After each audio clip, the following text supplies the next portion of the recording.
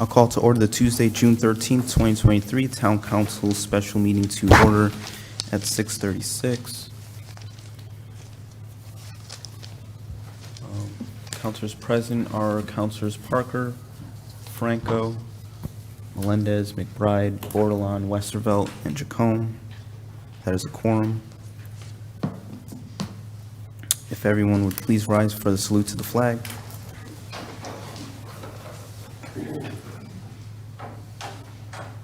Allegiance to the flag of the United States of America and to the republic for which it stands, one nation, under God, indivisible, with liberty and justice for all.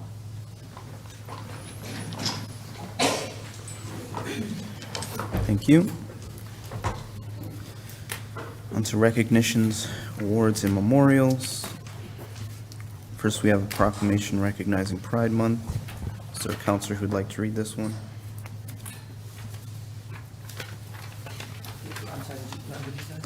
Is there what counselor who would like to read this one? Sure.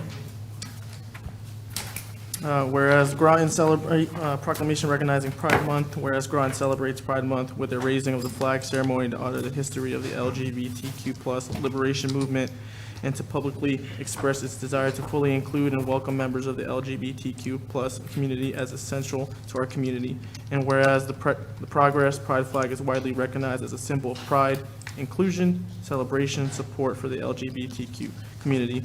And whereas members of the LGBTQ community have had immeasurable impact to the cultural, civic, and economic success of our country. And whereas while society at large increasingly supports LGBTQ equality, it is essential to acknowledge that the need for the education and awareness remain vital to end discrimination and prejudice. And whereas celebrating Pride Month influences awareness and provides support and advocacy for the Groton's LGBTQ+ community, and is an opportunity for community members to act and engage in a dialogue to strengthen alliances, build acceptance, and advance equitable practices. Now, therefore, be it resolved, the Groton Town Council does hereby proclaim the month of June 2023 as Pride Month in support of the LGBTQ community.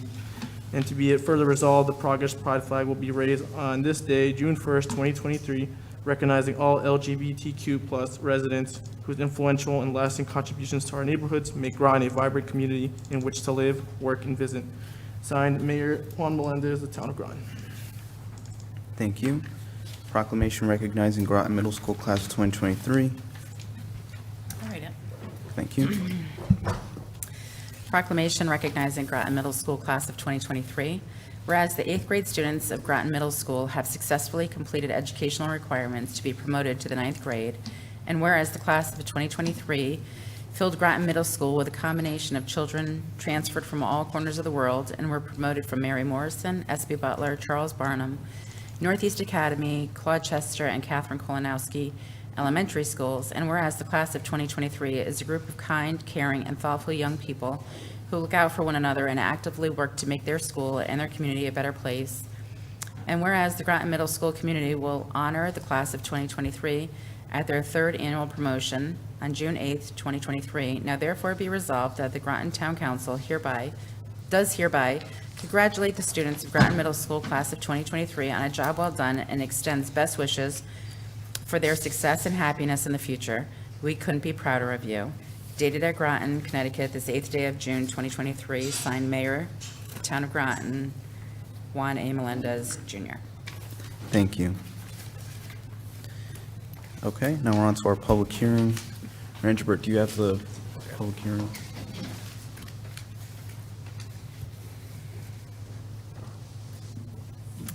Are we reading the hearing out loud? Yeah, I think, is there something that the clerk usually reads? Do you have? It's on page 7.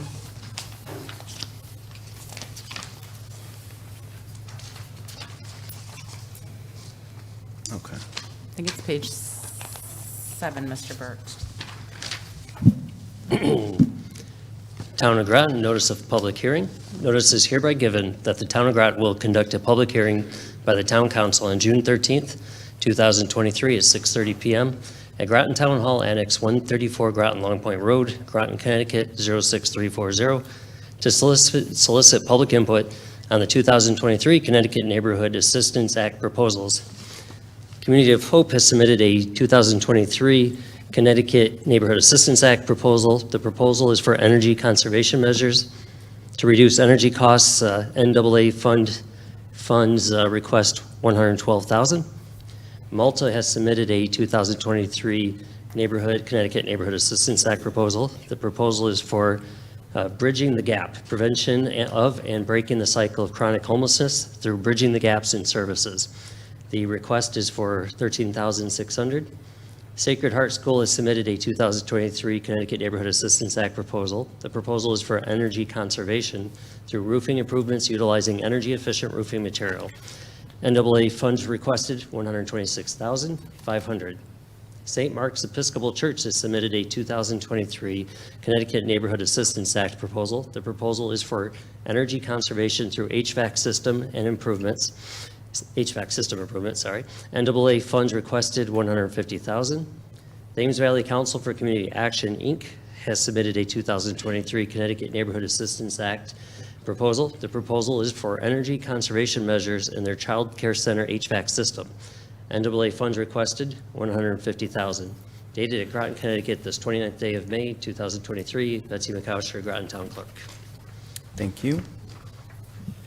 So I have first on my list for the public hearing, Lori McLean Malta.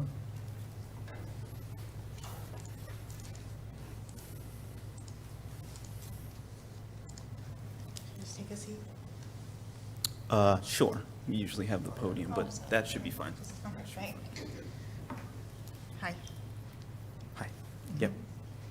You're all set. Okay, I'm sorry, I've never done this before.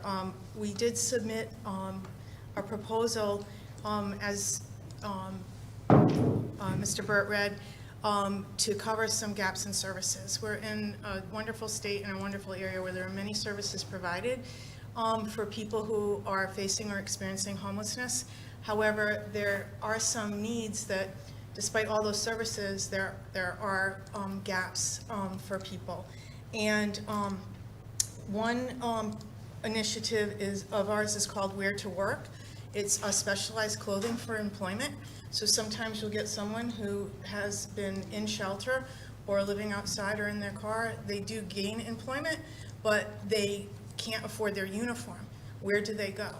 And so this is one thing that Malta has provided in the past, and is looking forward to, helping more people with this. Sometimes like Wendy's will supply a shirt, but they need pants and shoes, and certainly even insoles and stuff, because if somebody's going to be on their feet all of a sudden at a job, you want them to be able to do well and to keep that job. So it's stuff like that.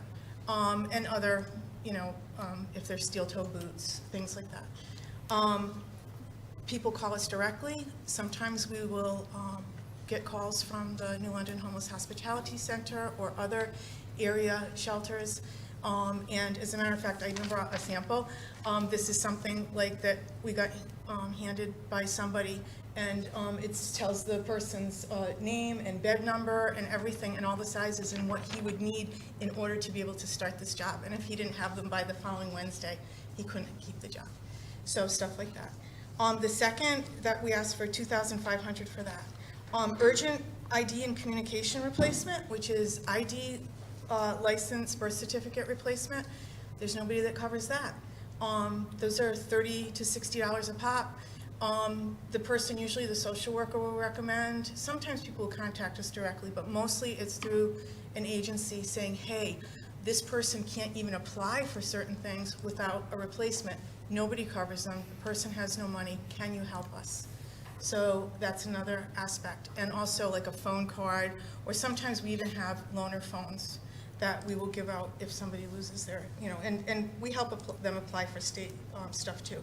Basic vehicle safety for people living in their cars or in shelter who do not have employment yet.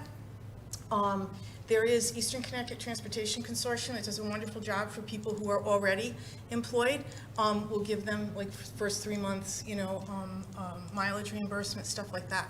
But sometimes people don't have an amount for an oil change, or to, you know, they need a gas card, or something like that, you know, we will help out in those respects also. Again, everybody is vetted, and it's just really great thing. We're asking $4,000 for that. My size, we call this. There are individuals who are living in shelter, who are of sizes of clothing that we don't get in usually, or have to be special ordered. We're talking about 5, 6, 7X, and they need clothing seasonally, you know, and I don't mean that we'll just keep going and going, but just to get them started off initially for the season. And again, we will get calls from individuals who are in desperate need or in shelter saying, can you help us at all? So that's basically it, and we're asking $2,500 for that. And Thank you. 1 minute remains. yeah, so that adds up to that. If there's any other questions you guys have. So we'll do questions when we actually reach the agenda item. This is just the public hearing portion. Oh, okay. So Okay. that's just basically to tell you, and if you, I hope everybody's kind of heard of us, but we've been around since 1999, and we just served people who were experiencing homelessness, but now we really try to help to break that cycle of chronic homelessness, or help people head off being homeless. Thank you.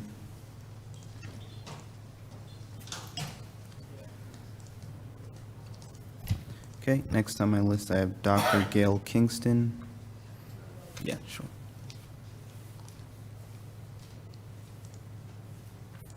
I'm the principal of Sacred Heart School in Groton. The school opened up in 1957. It services students from pre-K through 8th grade.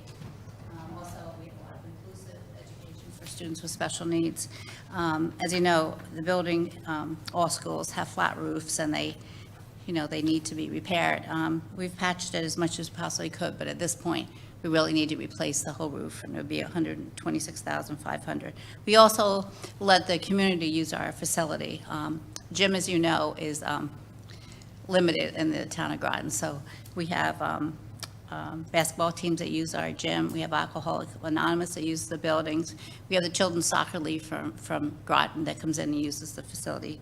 So it's really a neighborhood school that uses it. So in order to make it a safe learning environment and so forth, we really need to replace the roof instead of just patching it. Okay? Thank you. Thank you.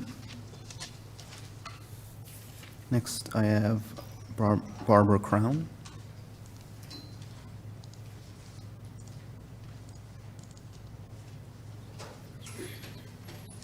Good evening. I'm Barbara Crouch. I'm Senior Director of Marketing and Development for Thames Valley TVCCA.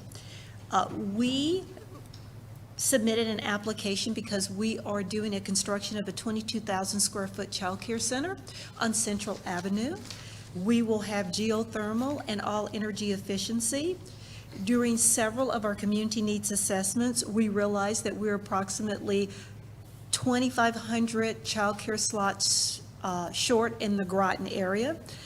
74% of people experiencing poverty in New London County work at least part-time.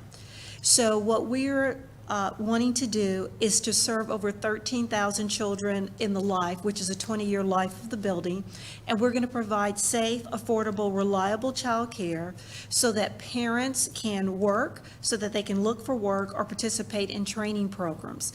And we not only do childcare, of course, we have a suite of services, more than 37 programs, and childcare is only one door in which people enter into our myriad of programs, which include home visiting, energy assistance, tax preparation.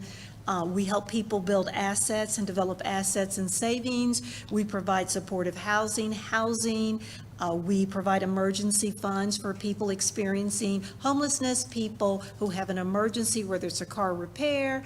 And we also administer approximately $42 million in funding for child care to Meals on Wheels. So we serve people from zero until they leave this plane and go to another.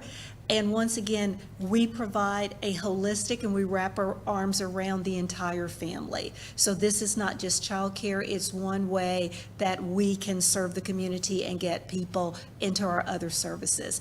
Thank you so much for your consideration. Thank you.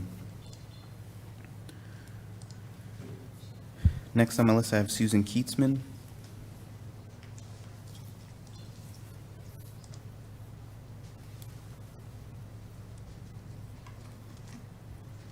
Good evening. I'm Susan Keatsman. I'm a representative from St. Mark's Church.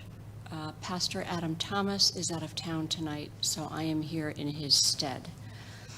Our application is for HVAC updates to our church in an attempt in respect to climate change. We're trying to move away from fossil fuels and toward electricity. We have 130 solar panels that we recently installed on our flat roof with funds from a capital campaign. And now we're looking for some high energy electrical heat pumps and also some high efficiency fans to circulate cooling and heating throughout the building. Our building is, of course, used for worship and church events. It's also used by many organizations in the community, including Narcotics Anonymous, Overeaters Anonymous, 2 Girl Scout troops, the Mystic Women's Club, the Mystic Daughters of the American Revolution, a grief support group, Cycling Without Age, Volunteer Income Tax Assistance, and the St. Mark's Toddler Playgroup, a preschool program for 2-year-olds, half of whom are in the Birth to 3 program. The system, we're asking for $150,000 to help finance this system. Thank you very much. Thank you. So I've reached the end of my list. If there's anyone else who would like to speak at this time on the Neighborhood Assistance Act public hearing, please approach the podium now. Okay, seeing none, I'll close the public hearing.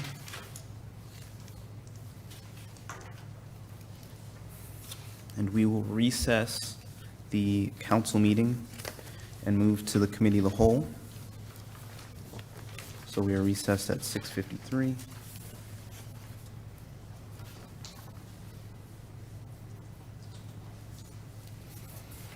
Now we'll call to order the Tuesday, June 13, 2023 Town Council Committee of the Whole to order at 6:53. Councilors present are Councilor Parker, Franco, Melendez, McBride, Bordelon, Westervelt, Jacome. That is a quorum.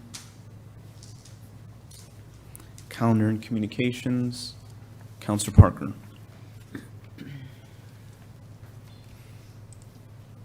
Good evening. Thank you, Mr. Mayor. Just regular emails, attended a couple of meetings, talked to some people, and that's all I have to report. Oh, and no, I did volunteer at Groton Little League Fun Day. Hope everybody was able to come out and volunteer. Thank you. Thank you. Councilor Franco? Thank you. I have had communications with residents in the community, and I would like to notate for thanking our Parks and Rec Department for the Groton Little League tournament that they had.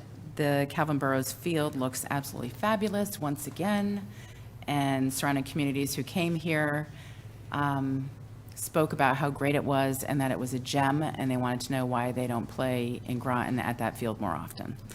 And All-Stars will be coming up in that tournament, and they will be looking for volunteers to help man the snack shack, and all help would be lovely. So if anybody wants to volunteer, and I know counselors here who have helped, and I'd probably be reaching out to them again. So thank you. Thank you. Councilor McBride? Thank you. We've held several public safety committee meetings along with Councilor Franco and Councilor Cassieri and Town Manager Burt. The meetings have been very productive. We had one this evening where I think there were 6 or 7 other representatives from the fire district. So we're putting together some information. We hope to have some proposals, some drafts to the council shortly, probably, another month or two, but things are moving along rather well. Also attended Racemers press conference with Sean Scanlon regarding aid to municipalities and some savings in Semers, and although it may not be relative to Groton at this point, one of the long-term goals is to produce savings in Semers so that they can offer it to other municipalities to get into the Semer program, because as many people know, it's quite expensive the way it is laid out now. So hopefully, in the future, there could be some discussion on potentially having Groton join Semers if it's deemed appropriate. Also attended several CCM legislative wrap-up sessions regarding the highlights of the budget. The last one was today. Also received several emails regarding the Property Reuse Committee. One most notably, I just want to read from Economic Development Commission Chair Robert Boris. I'm not going to read the whole email, but I did want to mention that his main point was that he stated that while our EDC members did not provide specific recommendations for your committee's proposals, we believe it is crucial to promptly address the one-year freeze on town RFPs. So I just want to read that into the record. Also had many other questions and comments from many residents on the Property Reuse Committee and what are the next steps. And I believe the mayor had indicated he's looking at moving that forward, so I would hopefully have some information on where we're going in the future with that. I know it's being worked on and look forward to moving that along, and we'll wait to hear for some information from the mayor or town manager Burt on that process. So that's all I have to report. Thank you. Thank you. Thank Councilor you. Bordelon? Yeah, I attended the Pride flag raising here at the town of Groton. I want to thank our Groton Parks and Rec and Anisha Green for a wonderful celebration, along with the mayor. It was nicely attended with the middle school, and Bank of Books had a bunch of books that were relevant to the topic of the day, and they were free for the students to grab, and it was just very enlightening and very a great day all around. I also attended the No Ink Parade, the Memorial Parade in No Ink, which was nicely attended with the Fitch High School Marching Band. At the end, there were some speeches, very moving, very always an honor to be a part of and be part of, along with Councilor Melendez and some of our state reps to lay the wreath at the memorial there. Very nice. For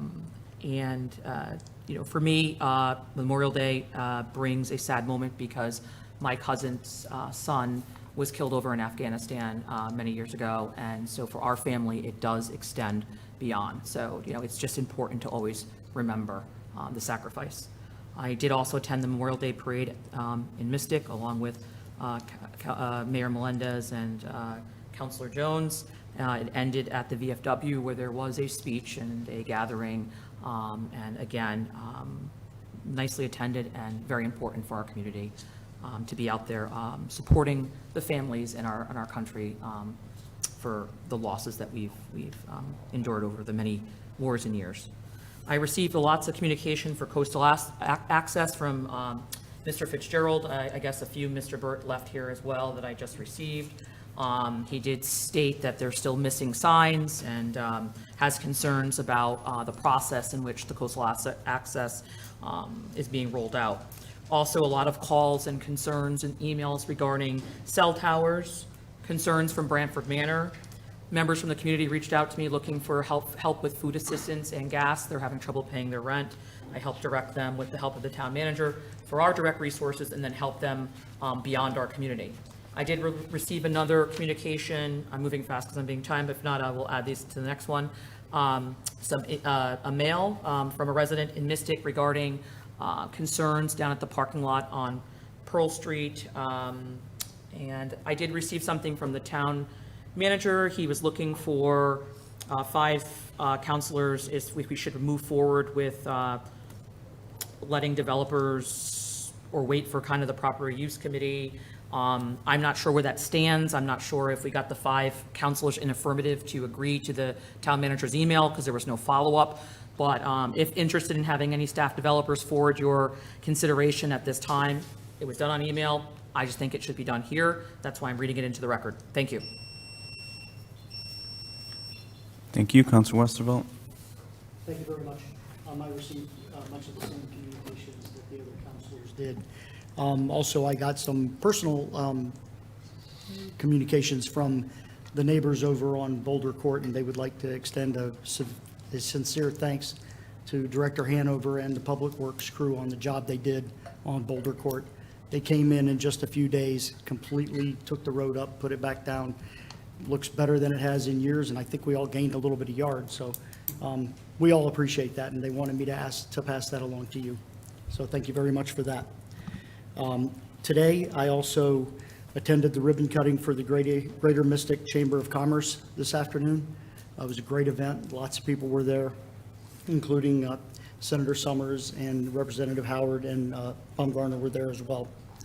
I also received a phone call from a constituent who, she was upset, and I'll go through it. She was asked how a special, or she would like to know what the process is for a special interest group to place a flag at a town property such as Pequannock Plains. Is it a petition or is it an application? She was extremely upset about the pride flag, and I told her, I said, as far as special interest goes, I don't know how that process is, so Mr. Town Manager, I'll ask you what that process is. Is it a petition or is it an application? My answer at the moment was that, we light a flag, or excuse me, we light a Christmas tree every year down in Groton, and it's much the same thing. We all have, interests. We all have things that we support. This happens to be one that there are a large number of people who support, and that's how it came to be. But if you have another answer, she's probably It would come to listening. me. Say again? She can reach out to me. Okay. Yep. Thank you. And that is it. Thank you. Thank you. Counselor Jacome? Thank you, Mayor. Similar communications. I also did volunteer at the concession stand, which is a good time. Also, just did want to recognize Officer McClellan and Chase for their community policing award that they received from the DOJ last week. So I want to thank them for that. And thank you. Thank you. As stated previously, I attended the Pride flag raising on June 1st. So that flag will be flying at Town Hall all month. I attended the middle school graduation last week. I was able to read a proclamation, so congratulations to the class of 2023. And I also was able to march in both of the Memorial Day parades, lay a wreath down in Noank, as well as attend a get-together at the VFW after the Mystic Memorial Day Parade. So that was a great day. I had a great time, and I think it was a great celebration. Glad that the Mystic one at least got to happen after it looking like it wasn't going to. So that's what I have from there. So we are on to the approval of minutes. Make a motion to approve the minutes from May 23rd. Second. So motion by Franco, second by Jacome. Any discussion? Seeing none, I'll call for a vote. All in favor, say aye. Aye. Opposed? Abstentions? Carries unanimously, 7 in favor, 0 opposed, 0 abstaining. Okay. On to new business, Neighborhood Assistance Act. Would you like me to read the motion? Sure.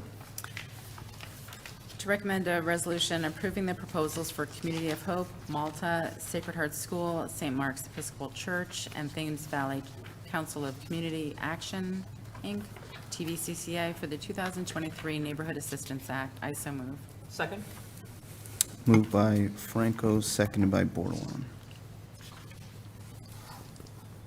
Okay. Second.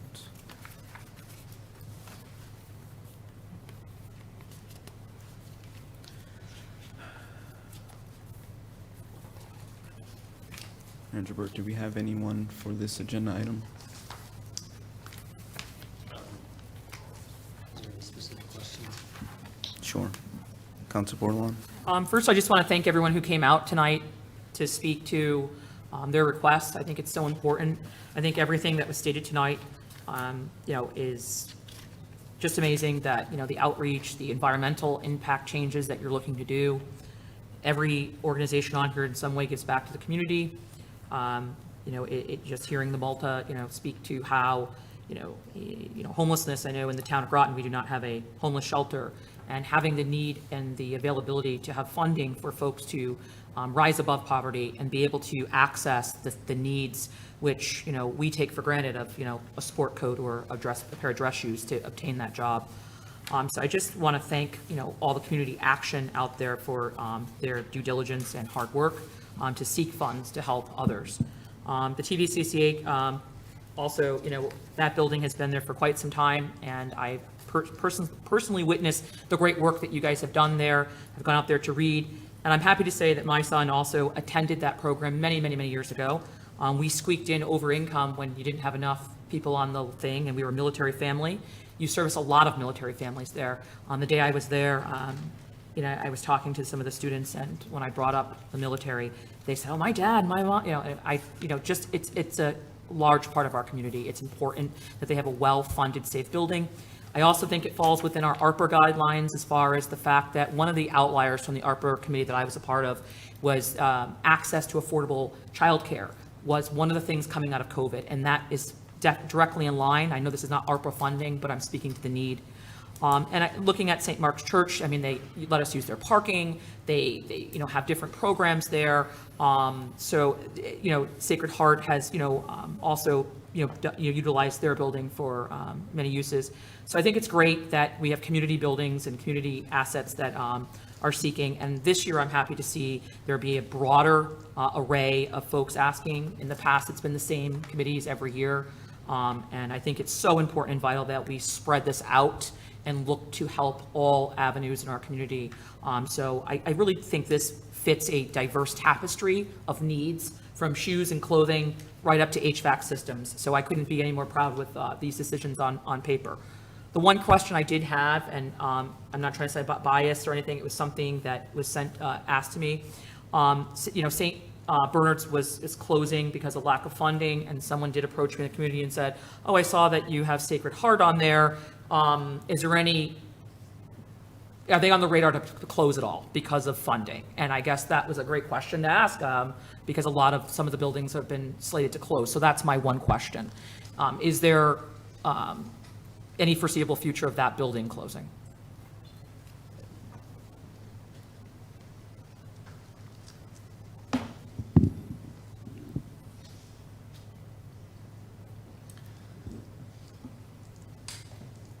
The building that you're referencing, what building is that again?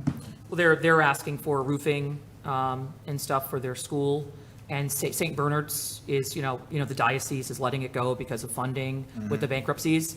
I also know that the structure on the Sacred Heart campus, I know that the department, the ARC had a program in there. They came to us seeking a new placement because they were going to have to leave out of there. So I guess what was asked to me, which was valid, is there any plan on closing of that building? Because it's a large ask of money, but is it going to be something that's going to stay in the purview of the structure that the money's being asked for? Counselor's time has expired. I actually don't have an answer for that. Could we bring up the person that represented the school? Okay. It just wasn't asked. It doesn't have Counselor's to be time has answered. expired. Thank you. Thank you. Sure. Thank you. Any other questions? Counselor McBride? Just a point of clarification that the comment just on St. Bernard's, that it's become public that the Mohegan tribe was purchasing that, so St. Bernard's is not closing. They're entering into a 10-year agreement, so just want to make sure that's out there, that they are still continuing to exist. I was just stating the Catholic Church. Counselor Bordelon, you now have the floor. Thank you for clarifying. Counselor McBride, are you done? Yes. Okay. Any other discussions? Counselor Jacome? Thank you, Mayor. Well, to the town manager or Mr. Bronk, can you just explain to the public what the actual program is, the assistance? Sure. I think it's important to realize that this is a state program, the Neighborhood Assistance Act. So there has been some confusion, I suppose, over the past few years. People believe that the town of Groton is granting these funds. That is not how it works, actually. The town of Groton and other municipalities are somewhat of an intermediary between the state program and the final recipients. So every year, the state will launch this Neighborhood Assistance Act program, and they will develop and refine their application, send it to municipalities for distribution to interested applicants. That application's online as well for any applicants or prospects to understand. There's a deadline for it to be submitted through a municipality. The municipality will review it to be whether or not it's complete, sometimes work with an applicant to try to assist them with that. The way that the funding works is that there'll be a corporate state business tax credit that is of interest to certain businesses. And a business will partner with a recipient, a project recipient. And once the state actually does their initial screening, they'll basically preliminarily award funding, but that funding is contingent upon that applicant partnering with a business partner. So the business partner will get the credit up to maximum $150,000. The business partner actually will be the one that provides the funding to that program. So the town is an intermediary, making sure that these requests are in line with their values, their plans, et cetera. But the funding itself comes from the corporate partner directly to the project, the recipient. Thank you. I think it's important to clarify that. Thank you. Sure. Council Bordelon? Thank you.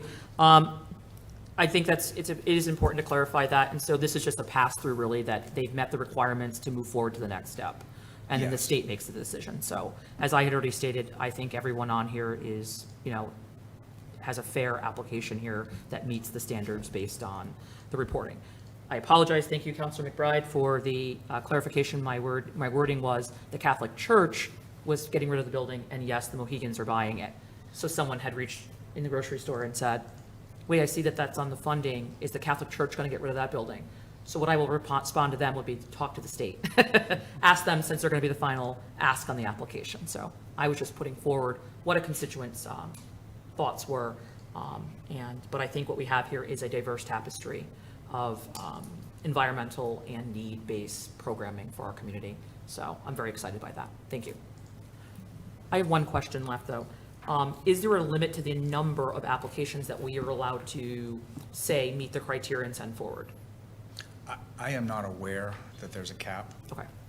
So technically, we could have 30 people 30 agencies put their application if they wanted to next year.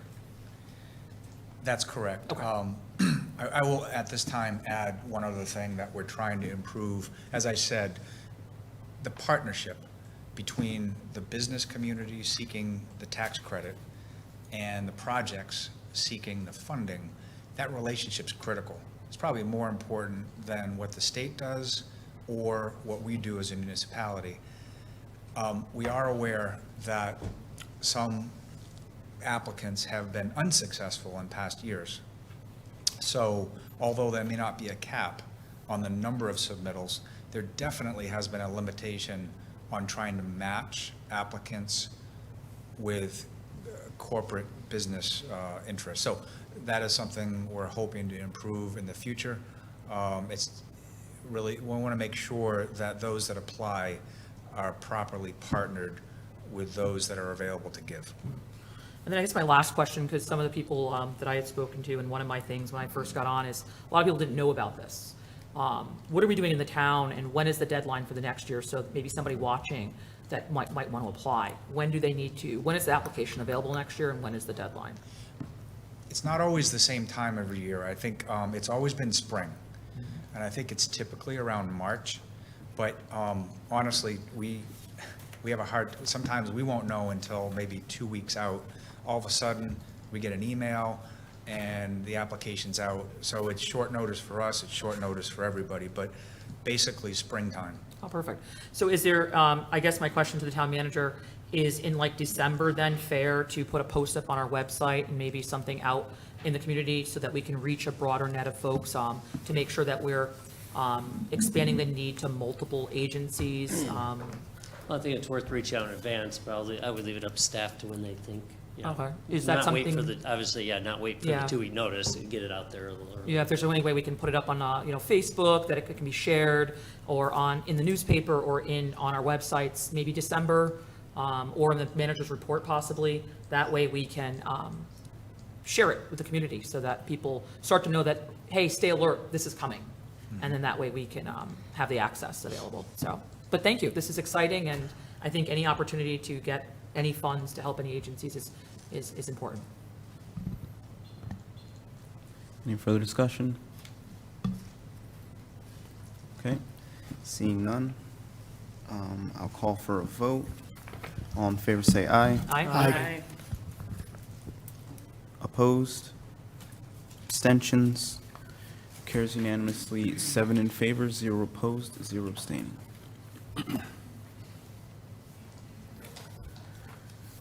All right, so we will recess the committee of the whole at 7:17.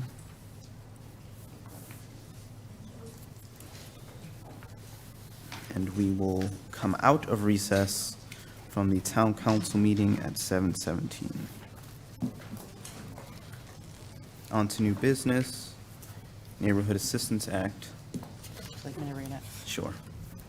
Resolution to approve the 2023 Neighborhood Assistance Act proposal. Whereas the town of Groton has received proposals from Community of Hope, Malta, Sacred Heart School, St. Mark's Episcopal Church, and Thames Valley Council for Community Action for the 2023 Neighborhood Assistance Act. And whereas the town of Groton Department of Planning and Development Services received a proposal from each of these entities to achieve tax credit savings on programming, energy efficiency, and energy conservation projects. And whereas the town of Groton Office of Planning and Development Services supports the proposals of each of these entities and acknowledges that the post-program review will be their responsibility. And whereas the town of Groton held a public hearing on the 2023 Neighborhood Assistance Act application on June 13th, 2023. And whereas the town of Groton Town Council supports the proposals of each of these entities, now therefore be resolved that the town council hereby approves the proposals for the Community of Hope, Malta Sacred Heart School, St. Mark's Episcopal Church, and Thames Valley Council for Community Action, and the 2023 Neighborhood Assistance Act. I so move. Second? Okay, so moved by Franco, second by Bordelon.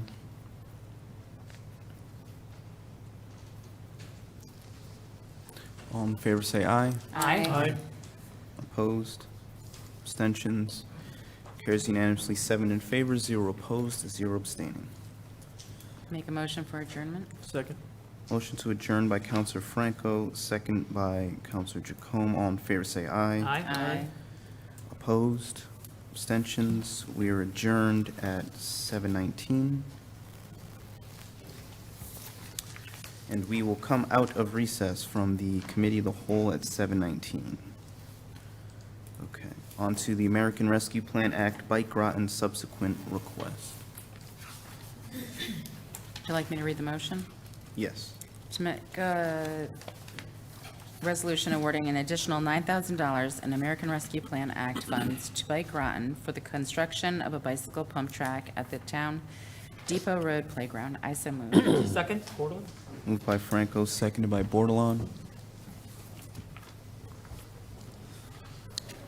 And we do have some people that could speak, but I'll give a little background. Okay. At the February 7th, 2023 regular meeting, the town council awarded $25,000 in American Rescue Plan Act, or ARPA funds, to Bike Groton for the construction of a bicycle pump track at the town's Depot Road Playground. Bids did come in higher. Due to that, they were requesting an additional $9,000. And in the packet, you'll see the letter of request that the organization has raised $80,000 to date. Bids came in higher. They've revised the project. They're going back out to bid. The new budget is $120,000.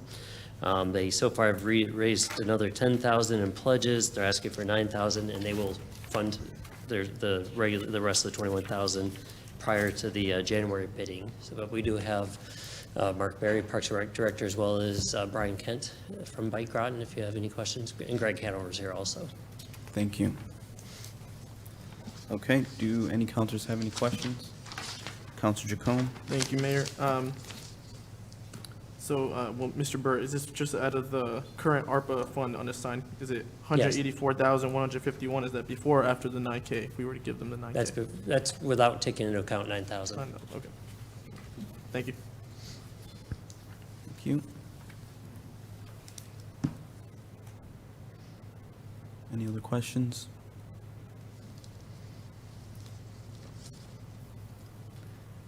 Okay. Not seeing any other questions. Don't know if people are ready to vote. Would you like to say anything? If I may, Mr. Mayor, councilors, thank you.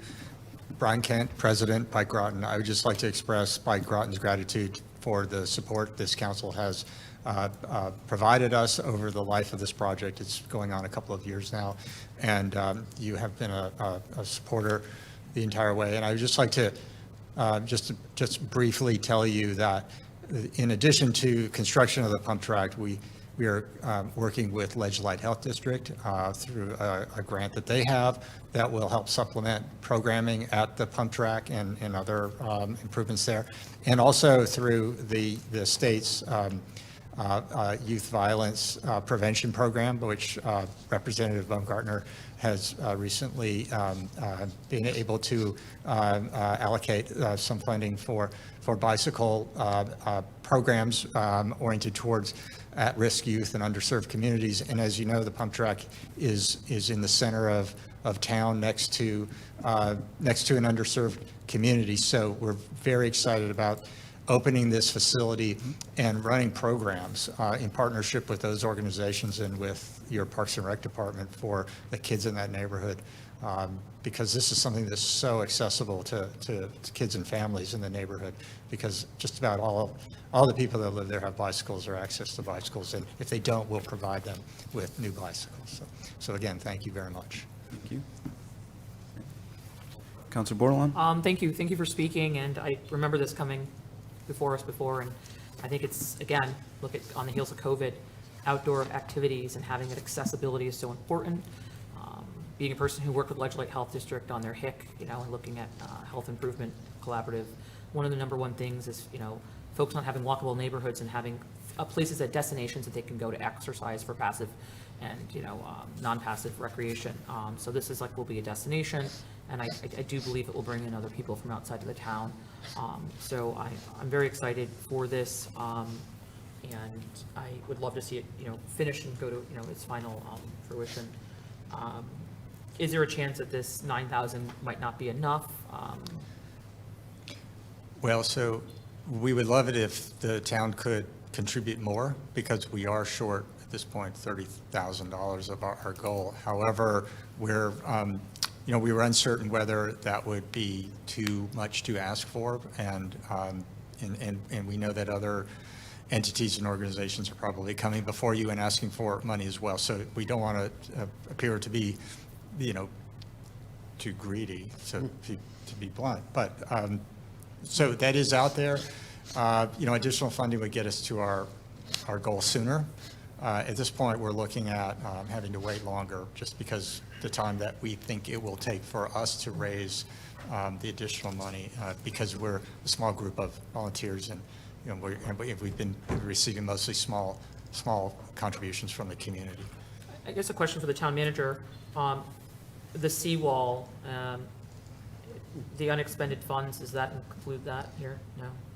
That's set aside and already accounted for. It's counted as taken up, even though it's not officially assigned. So this is, these funds are totally separate from the seawall funds. Yeah. I'm not expecting we'll hear a final number on that till at least the fall. And do we have any other funds in our community that could be used other than ARPA dollars to help offset the cost that maybe I'm not aware of, or maybe I missed, that would fall into the passive recreation, exercise, activity, kind of work here, play here, live here mentality? Is there any other monies that may be on the table? Not that I'm associated with. I would imagine they're familiar with what grants are out there. Yeah. I'm sure they've applied for. Okay. I'm sure he's talked to them. And then Director my other Merrington. question is why 9,000, why not 10 or 15,000, why 9? It just seems like an arbitrary number for me. If you need 30, why not? I guess I'm just curious as to why 9. I would surprised I didn't ask for 10. We just kind of pulled this number out of the air because we didn't want to ask for too much, and we just felt like 9 sounds better than 10 if you're asking somebody for, their generosity. So Yeah, okay. we'd be happy to receive 10, but I mean, we'd be happy to receive 1,000 to tell you the truth. So, Yeah, absolutely. yeah. Yeah, I mean, I think you guys, it serves a purpose. We'd look at economic drivers. People are always talking about what we're doing to bring in people. It's right next to the Pequannock Plains Park, which is one of our economic drivers in the area that brings people off the highway and into the community to shop. And so I think this would do that as well. I mean, it's right there. It's centrally located. I'm willing to move another number. I'm willing to move 10,000. I'm not sure if I'll get a second, but I'd like to move 10,000 towards this. I'll second it.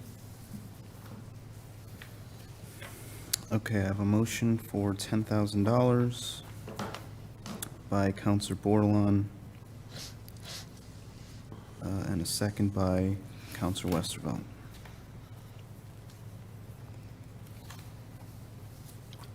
You have the floor. I just think you came in lower. I think 10,000 is a little bit more. You said you're trying to get 30, so that's not 50%, but it definitely moves you a little bit closer. And again, I'm in full support of recreation in our town and making sure that we have the accessibility for the youth. One of the things that I keep hearing is a lot of people say there's nowhere for the youth to go. There's nothing for them to do. They're just sort of hanging around. And this is a nice option to, kind of celebrate and bring around and definitely exercise, for our community. So it's unique. I remember your presentation very, very vividly, that there was one other area in Connecticut that had one. Two, and they weren't, close by. No. And so this would give us a little bit of a destination and another use, but also a way to enhance our park and recreation activities. So that's my motivation. I think we need to support exercise and involvement in our community. Thank you. Thank you. Counselor Parker? Mr. Mayor, thank you. My question is, since it's at 10,000, we would have to change the motion to say that it's going to the RTM for approval. Is that correct, Mr. Manager? Well, you're correct that it does go to the RTM. However, because it's required in charter to go to the RTM, you don't actually have to have the language in there. It's going to the RTM no matter what. Okay, Thank you. so there would be an extra step, just to let everybody know that it would go to the RTM after 10,000. Point of information? Is that your, are you done? I'm not making a motion. Okay, I'm just letting everybody know for informational purposes that it has to go to the RTM after us. okay. Thank you. Counselor Franco? Yeah, just like the Thank point of you. information. Do I- Counselor Franco? So I am a big proponent of this. I think it's will be a great asset to our town. And I believe, from what I'm understanding, this will bring in a lot of people from outside of our community as well. Is that correct? For maybe tournaments and such? Is that a possibility? It will definitely bring people from outside the community for just regular daily use and also for organized events. I'm sure that you all have noticed the large numbers of mountain bikes you see going towards Bluff Point. Especially this year, I've never seen so many bicycles, and these are on the racks of people's cars. We're driving down there. I was at Johnson's Hardware today at lunch, and there were 2 pickup trucks with mountain bikes in the bed at the hardware store. So people are many of them are from the community that are driving to this place to ride bikes, but you're also getting people from outside the community. And mountain biking has a high price of entry, but a pump track does not. And so that is the beauty of this, is that you'll get people from out of town, but you'll also have the local kids and adults as well who are using this facility. So it's more egalitarian than, say, the mountain bike trails of Bluff Point, where more expensive equipment is required to ride them properly. Right, and maybe parents, maybe even with younger children, would let their children ride on the pump track. Oh, for sure. While they're on the side watching. You're absolutely right. But the way I see this is, it's going to be a community asset. It's going to be owned by the town. It's going to be under Parks and Rec, is that correct? Yes, that is correct. So it's going to be a community asset, and from what I'm reading here, you're saying you're asking for 9.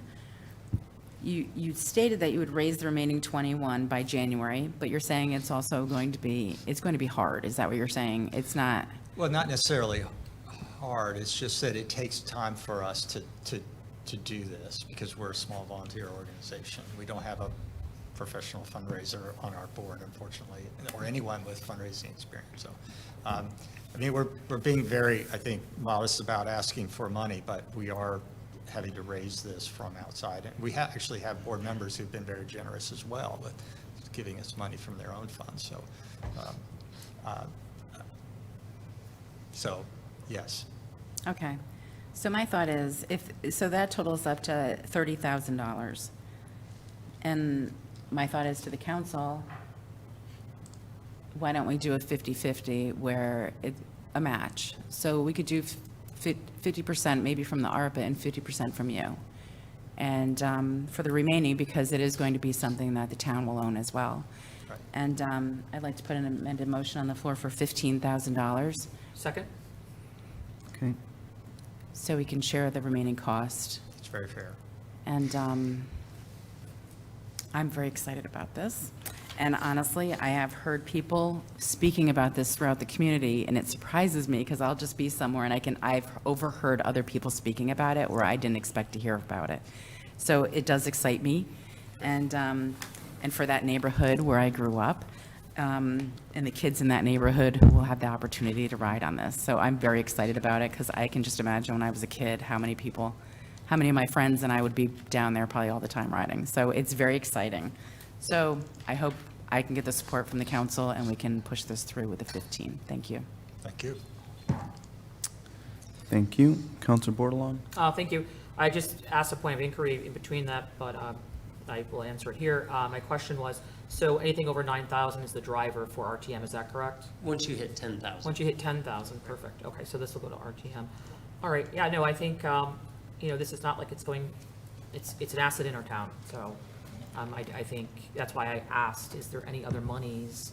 And would we, let it be our rainy day fund or other funding we have here, because we're going to be maintaining this. So if they're fundraising and there's a community outpour outside of ARPA dollars, there's got to be other money in our funding. And I'm surprised this didn't come on as a CIP, not CIP, but another funding avenue that maybe was needed in our budget request, because I think this is what people are looking for, growth and attractions. And I agree with you. I don't know how many times I'm down at Dairy Queen or on the main strip there and someone says, where's Bluff Point? Which would be great to have those wayward signs stating where it is, because folks are looking and they do come there to bike, and it is an asset. So this would just enhance that asset. So I fully support Counselor Franco's motion. I went low first to see with a chance of maybe throwing another amendment, and I think this is a great amount on the floor, and it's going to help our youth, it's going to help our community, and it's in line with what we said we want to do. And so again, I guess the town manager, if there's any other way to get this funded, or any other monies that may be around that we're not aware of, I think we should talk about it at some point, maybe again. Even if they get close and they're short 5,000, I would hate for that to be a game changer. It would be contingency in the next budget year is what it would be, if you wanted to put something else towards it. Okay, and how would that work? So that would be for the next budget cycle? Yeah, which starts July 1st. Right? Okay, so that would be something you can consider putting in your manager's report when you start doing your budget deliberations? Oh, you mean no, I'm saying if you wanted to fund it in this next upcoming time period, you would just go ahead to council and have an agenda item to consider contingency funds. Perfect. But if they can't be accessed until July 1st. Perfect. Thank you. Thank you. Any further discussion? Counselor McBride? Yeah, excuse me, I just want to say I support this, and I'm in amazement that you raised $80,000. So I think anytime any organization can come and ask money as a matching, what I would consider a matching grant, you're paying 80,000 of the 120 is remarkable. So I commend you on the fundraising efforts that you've done. So I would support this because I think it's a great partnership when somebody's contributing that percentage of the total fund that will become a Groton asset. So thank you for your efforts. Thank you, Counselor Jacome. Thank you, Mayor. No, I echo Councilor McBride's comments as well. What is the possibility of it going over the 120K? Well, there's always that possibility, but the way that we will prepare for any changes or escalation in bids is that we'll set it up so that there are alternates in the bid package. And that way, if we have to, say, remove something like fencing or some non-essential part of the project just to get it built, that we could modify the bid. So we put it out to bid with some alternates, but they weren't sufficient to cover the bids that were quite a bit higher. So we learned a valuable lesson by bidding it this year that we're going to have to cut back some of the amenities that were proposed for the project, like electrical service and a water fill station, that sort of thing. Those were just not affordable. So what we're revising the project to be just a little more modest and realistic based on the current construction marketplace, which is just incredibly expensive, as you all probably know from your municipal project costs. So what we are looking at doing is getting the track built, and getting landscaping and drainage and a fence for security and to hence for maintenance. But a few of the other amenities will have to be put off, not that they can't be added at a future date. So we'll keep our eye on that. But we feel very comfortable. We've met with your Public Works Department. We've met with Parks and Rec. We've talked about ways that town staff might be able to contribute some in labor to the project.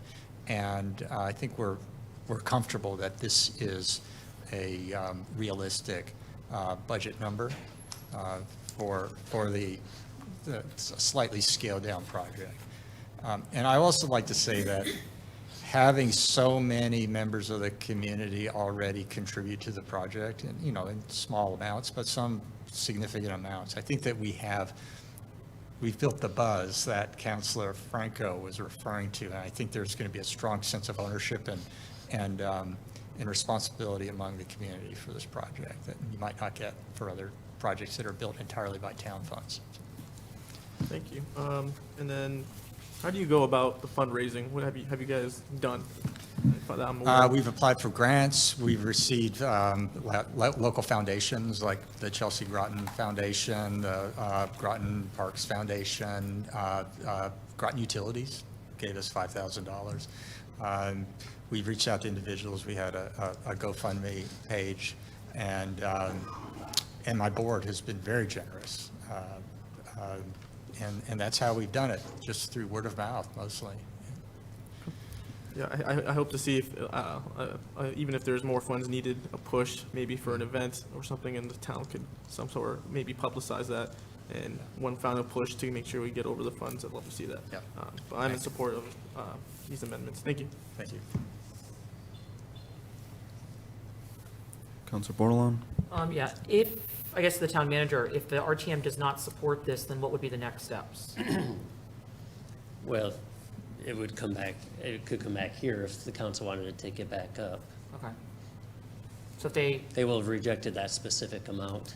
yeah, It's up or, they can't change the amount, it's up or down on that exact amount. right, so there's a chance we'd have to come back. Okay, so if they reject it, it'll be back around the table again. And I guess my question, this is, I guess what to, Councilor McBride's statement, there's a lot of community outreach. They're fundraising to a project that, is the benefit of the town, and the town's going to oversee eventually. So it's like kind of given to us in a lot of ways, from hard work and effort of this group. If it doesn't, if it keeps getting rejected from the RTM, at what point do we start looking at other avenues, I guess? Well, 'Cause I depends just hate on, for this to go back and forth, you know? I'm hopeful they'll support it, but let's say, depends, do they just like the project? That's one thing, because that would rule out other funding sources. But if it's like, we don't want to use American Rescue Plan Act dollars, we'd rather do something else, then that's a different thing. All depends on what the feedback is.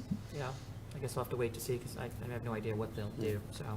All right, so I guess, is, you know, time-wise, if this does not go through, I hope it makes it back to the agenda right away so we can get back around the table and discuss it, so, thank you. Thank you. All right. Seeing no further discussion, I'll call for a vote on $15,000. All in favor say aye. Aye. Opposed? Abstentions? Council Parker, how'd you vote? Abstain? Okay, so that's carries 6 in favor, 0 opposed, 1 abstaining. Parker. Thank you. Thank you. On to Pfizer STEM grant. Would you like me to read it? Sure. Make a motion to recommend a resolution authorizing the town manager, John Byrd, to execute any and all documents to apply for and accept the Connecticut Laboratories Community Grant from Pfizer in the amount of $4,855. I so move. Second? Moved by Franco, seconded by Bordelon. Good evening, Mark Berry, Director of Parks and Recreation. I'm here this evening requesting council approval to accept a Pfizer grant in the amount of $4,855. Annually, Pfizer has community grants that they offer. This year, priority was given to STEM for students in elementary through high school. The Parks and Recreation Department applied for the grant to expand on, to integrate more STEM into our summer camp programs. We actually this year have a week that is specific to STEM.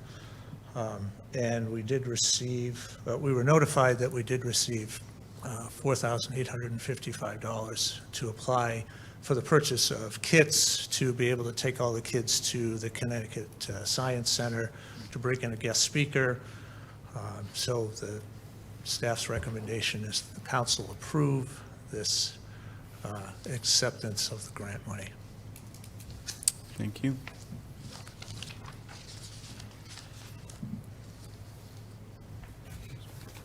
Any questions? All right. Oh, and I should add, there's no match required, so this is just a straight All right. contribution. So I'll call for a vote. All in favor say aye. Aye. Aye. Opposed? Abstentions? Carries unanimously, 7 in favor, 0 opposed, 0 abstaining. Thank you. Thank you. On to stormwater utility. There should be, don't believe there's a motion for this. Made in advance.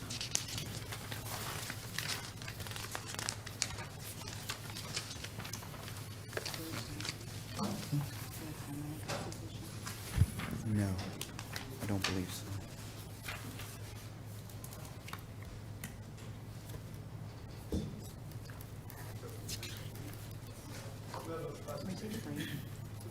Sure.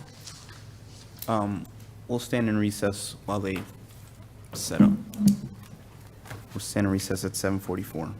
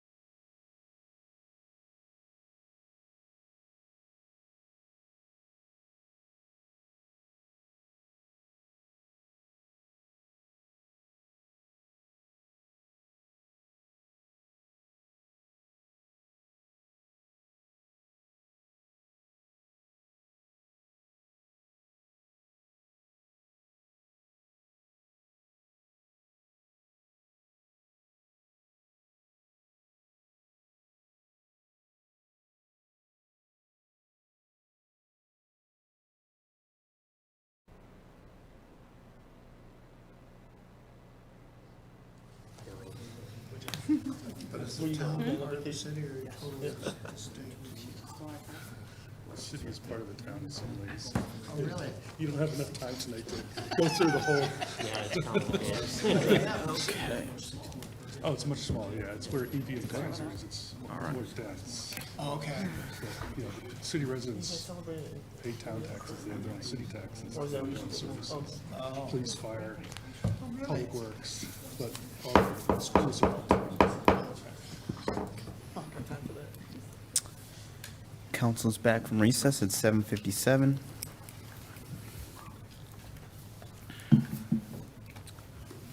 Okay, good evening, everybody. Greg Hanover, Director of Public Works. Tonight I have with me from CDM Smith is Nick Rosa and Joe Ridge.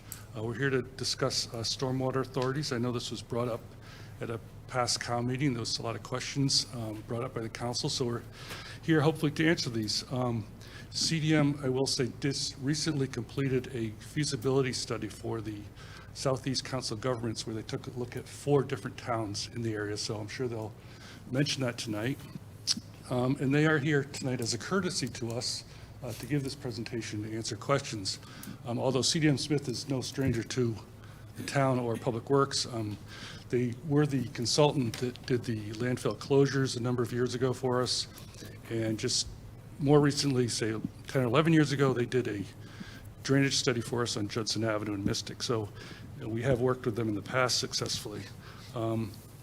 After their presentation, I'll just do a brief recap of what our town's Water Pollution Control Authority does, and also what we do currently for stormwater management, because I know there's quite a few questions about that too. So with that, I think I'll turn it over to Nick to go through their presentation. Sure. So I'm Nick, this is Joe. Like Greg said, we're from CDM Smith. We were invited here to sort of talk a little bit about Stormwater Authority after our work with the other towns in the CCAR. So, Do we want to just give them a mic so that they can record it all? Just give them that.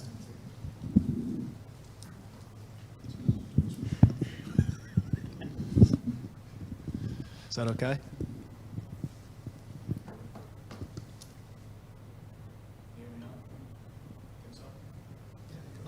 So actually, Joe's going to take the first part of the presentation. So. Yeah, I'll just give a little background about stormwater utilities. The first stormwater utilities were developed in the mid-'70s out west.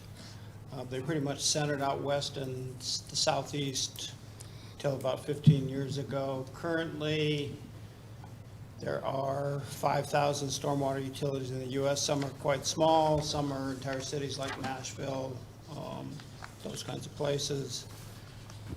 In New England, it's a relatively new concept. There are approximately 40 utilities in New England now. I say approximately because there were like 10 up on town meeting votes this spring, and I haven't gone through and tracked through who was done. There are 2 in Connecticut, none in New Hampshire, and 2 in Vermont. So most of them are in Maine or Massachusetts. But the basic concept is stormwater is a service, a municipal service. You need to remove treat stormwater for both quantity and quality. But unlike other utilities that people are familiar with, there's no direct measurement. If you've got water, you've got a meter. If you've got electricity, you've got a meter. Wastewater, most people don't know they're paying for wastewater based on their water bill, but there's a direct measurement. Stormwater utilities were developed to account for that, but it provides a dedicated funding source to meet water quality, water quantity issues, especially now with MS4 permits. And the measure of service is the amount of impervious area, and there's, if you go to the next graph.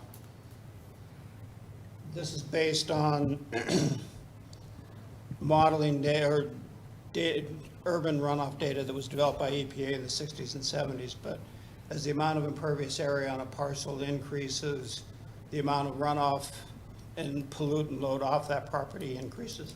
So this curve sort of shows a typical single-family parcel has about 20% impervious area, and about 20% of the rainwater that hits that parcel runs off and has to be dealt with in the municipal system.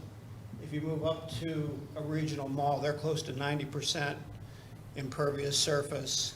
They generate 90-95% of the runoff coming off that parcel. So the basic principle is the more you pave, the more you're going to pay, because you generate that much more rainwater to deal with in the public system. Could you move your mic a little closer? Oh, Thank you. the basic advantages of a stormwater utility is a dedicated funding source. It's a utility service. There's a direct relationship between the amount a customer is charged and the amount that the customer pays. The disadvantages are it's a new fee, it's a new service.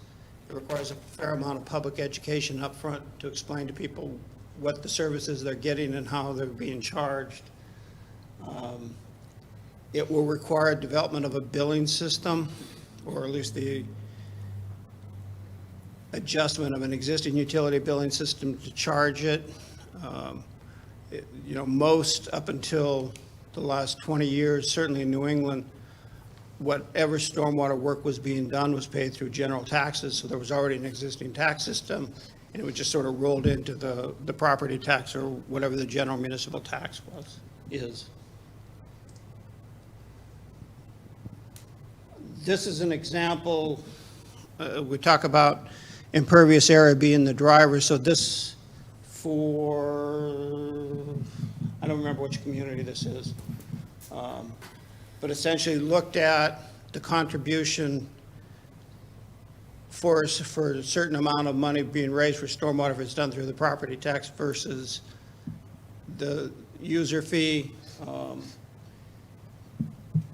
This is for 3.2 million, so 50% if it was done on taxes was going to come from single family, but single family parcels only account for about 23% of the impervious area, so they're sort of paying twice what they should be paying.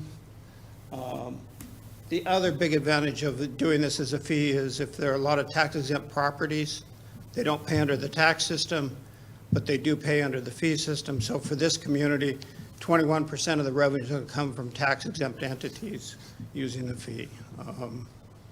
I've done 30, 40 stormwater utilities. 10 of them have been for state capitals, and that's been a major driver in those state capitals. City of Austin, 30%, 35% of the parcels are tax exempt. So it was a way for the city to get those parcels to contribute to the stormwater problem.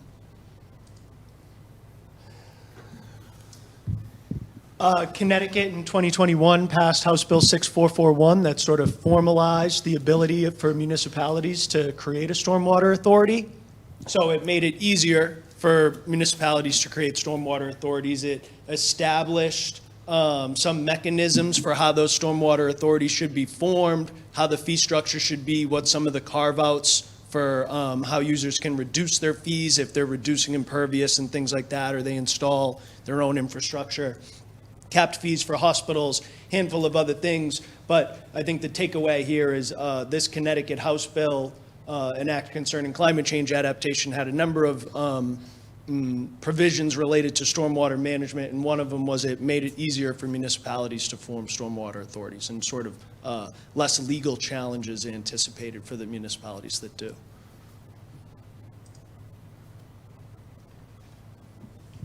This is just an example from Lewiston. Lewiston established its stormwater utility 8 or 10 years ago. But it funds stormwater maintenance, its MS4 permit compliance. It also funds a portion of their combined sewer overflow program, which was dealt with sewer separation and some storage tanks. The fee structure, when it was created, is single-family parcels pay $60 a year. Duplex residential units pay $90. Then every other parcel pays so much per square foot of impervious area. The fee's been adjusted 3 or 4 times, and I think the single-family parcel rate is now up to $75, something in that order of magnitude. During the process, we went through 2 legal challenges. One was by a local university. That one was dismissed relatively quickly. The second one was by a private landowner who was arguing that they were retaining all the stormwater on the property, so they weren't impacting the system.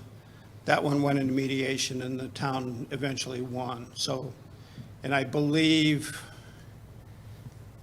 there've been, I think in every state, there's been a challenge on whether it's a tax or a fee, and as long as the basis of billing includes all properties, including municipal properties, and it's done on some equitable basis, impervious areas deemed an equitable basis in all the court cases it can stand as a fee and be assessed that way.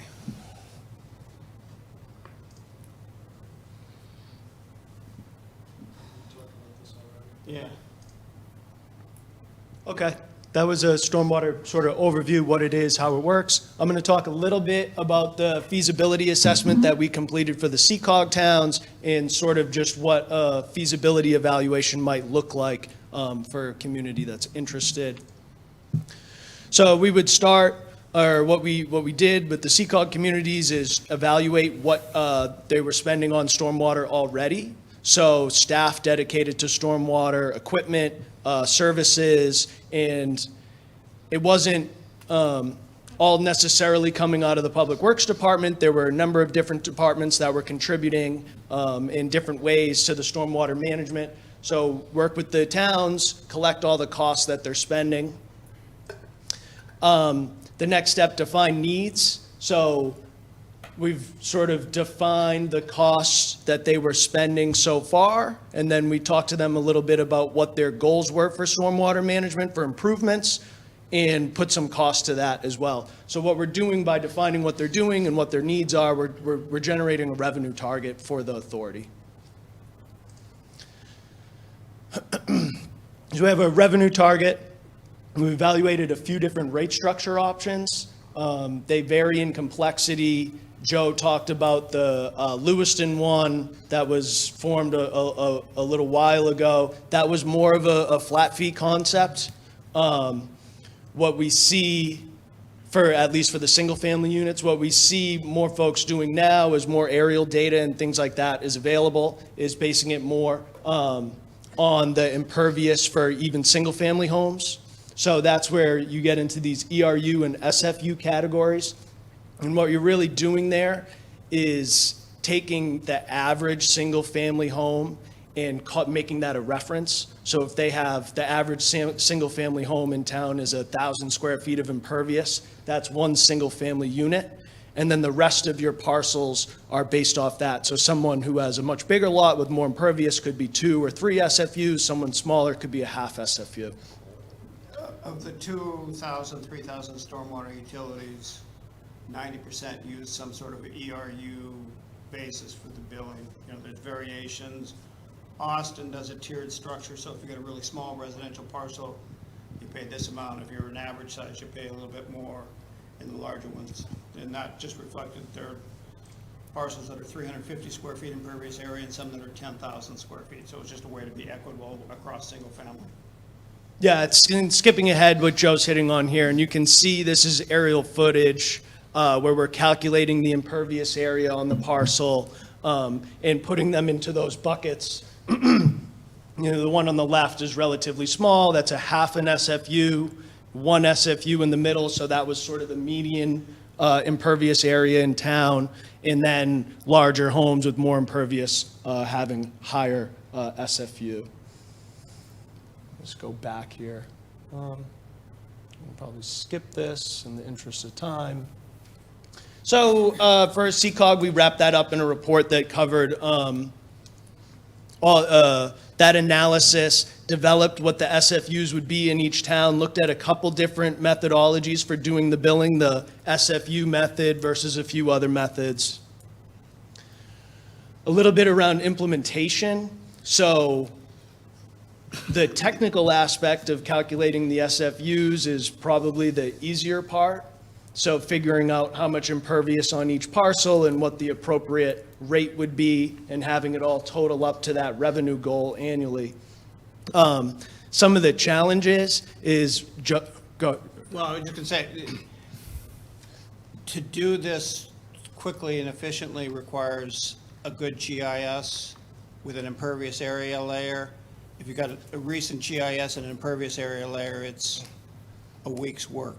I mean, it's, in the old days when we started this, we would send college students out and measure parcels, so it would be a 6-month job. So. but- Yeah, relatively straightforward to calculate those But if SFUs. you're gonna bill, you need a GIS with impervious area that's 2 or 3 years old. Otherwise, you're subject to challenge and you will lose, because the guys who know they've changed their property will be the ones who litigate. For the CCOG study, that's a good point. We used 2012 aerial data, so it was too old to go into the implementation phase. If any of those towns do choose to implement the stormwater utility, they'll need updated impervious data. At this level, we agreed that that was good enough for screening analysis to come out with about what the average single-family cost would be in some of those numbers. Some of the other things to think about regarding implementation, so the technical aspect, that's pretty straightforward. Developing updated stormwater ordinances, billing system operations, I'll touch on that in another slide, and then public engagement and outreach, and really building consensus. I think the Stormwater Authority, there is the advantage of it is more equitable than the tax-based fee that Joe hit on earlier, but still public engagement and outreach, it's a new fee, it's a new line on people's bills, so that's something that has to be sort of, consensus has to be built. And there are large property owners who will be affected. Car dealerships, malls, universities. The good news is federal properties, essentially, there's an OMB directive that they have to pay it. They'll, so they don't outright challenge it. They might argue about the amount of impervious area, but they're not going to be a major obstacle. In the Connecticut House bill also solidifies, some of this is, allowable. Funding a feasibility assessment, wanted to touch on this. So the CCOG study was funded through a 100% grant through CIRCA. Unfortunately, that they've discontinued that grant program. It was the Municipal Resilience Grant Program. It was discontinued in part because Connecticut Deep created a new grant program for resiliency and stormwater called the Climate Resilience Fund. The first round of applications was last year. There's anticipated to be a second round later this year or early the following year, and stormwater authorities are one of the eligible activities under that fund. That's a 100% grant program.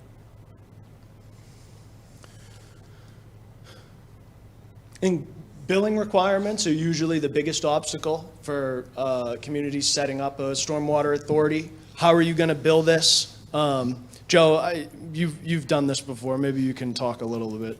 Yeah, the billing issue, assuming you got a utility billing system, is you need to match utility IDs with property data, because you're really driving the billing off of property data, so you need to link the two databases. And then you have to create a separate billing run for tax-exempt properties, since that information, if it's in the tax assessor's records, tends to be not up to date, because it's not used for anything. So typically when we do feasibility and implementation, we leave billing to be the very last thing. So you get the most current data, and you don't spend a lot of money to create the billing database if you're not going to go forward and bill. There are some billing systems that accommodate stormwater utilities much better than others. For the CCOG communities, none of them had a utility billing system. So their ability to move forward requires creating a special billing system or purchasing the services to do a billing system. This is a comparison of how to do the billing, whether you put it on the tax bill or the existing utility bill or some combination of the two. There's a lot of information in this table. I think I'll move on. Yeah, and it was just an attempt to help the CCOG communities, sort of given the options they had, determine what was the most appropriate way forward. And that concludes the presentation. Thank you. Thank you. I have a quick question. So, with the money you raised through setting this up, what are you, okay, how does that offset? Is there somewhere in the budget where it would be decreased because we're raising this money and spending it somewhere else? Or is this sort of you're charging this money so that you can use it to things that we're not currently funding? It's a little bit of both. Okay. And it sort of depends on the community. I mean, typically when we go through this process, it's sort of what Nick was describing. We sort of look at what's being spent now for, and it's, cleaning drains, managing swales, that kind of thing. We look at what the additional permit requirements are associated with MS4, say this is how much you need, you're spending this much now. Most of the communities that I've worked with have moved all of their stormwater-related expenses to the fee. And that includes capital improvements, that kind of thing. What happens with the money that was being spent, the tax money that was being used for stormwater is sort of a decision that happens at your level, whether that money, you reduce the tax rate. That happened in Fall River when we did Fall River. A lot of places it just goes to pay some other DPW function. Okay. And this must, I'm just more curious about the distinction between the Water Pollution Control Authority. I mean, it seems sort of related in some ways. It also seems different in some ways. Is this something that they just can't do under that framework? So there's a new framework that needs to be put in? Well, the town's Water Pollution Control Authority was set up back in 1969, I think, to deal with specifically sanitary sewers. Right. They manage the sanitary sewer system in the town of Groton, including Groton Long Point. They don't do the city.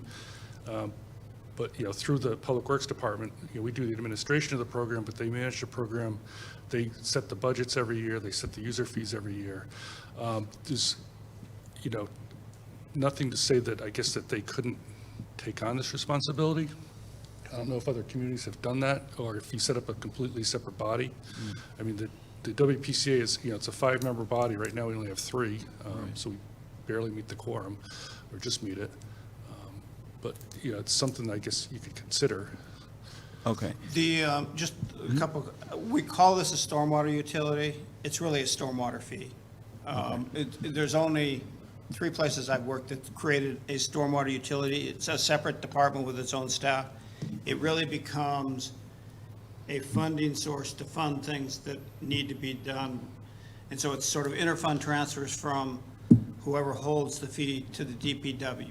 There are places I know where the WPCA manages the crews who maintain sewers. They also maintain storm sewers.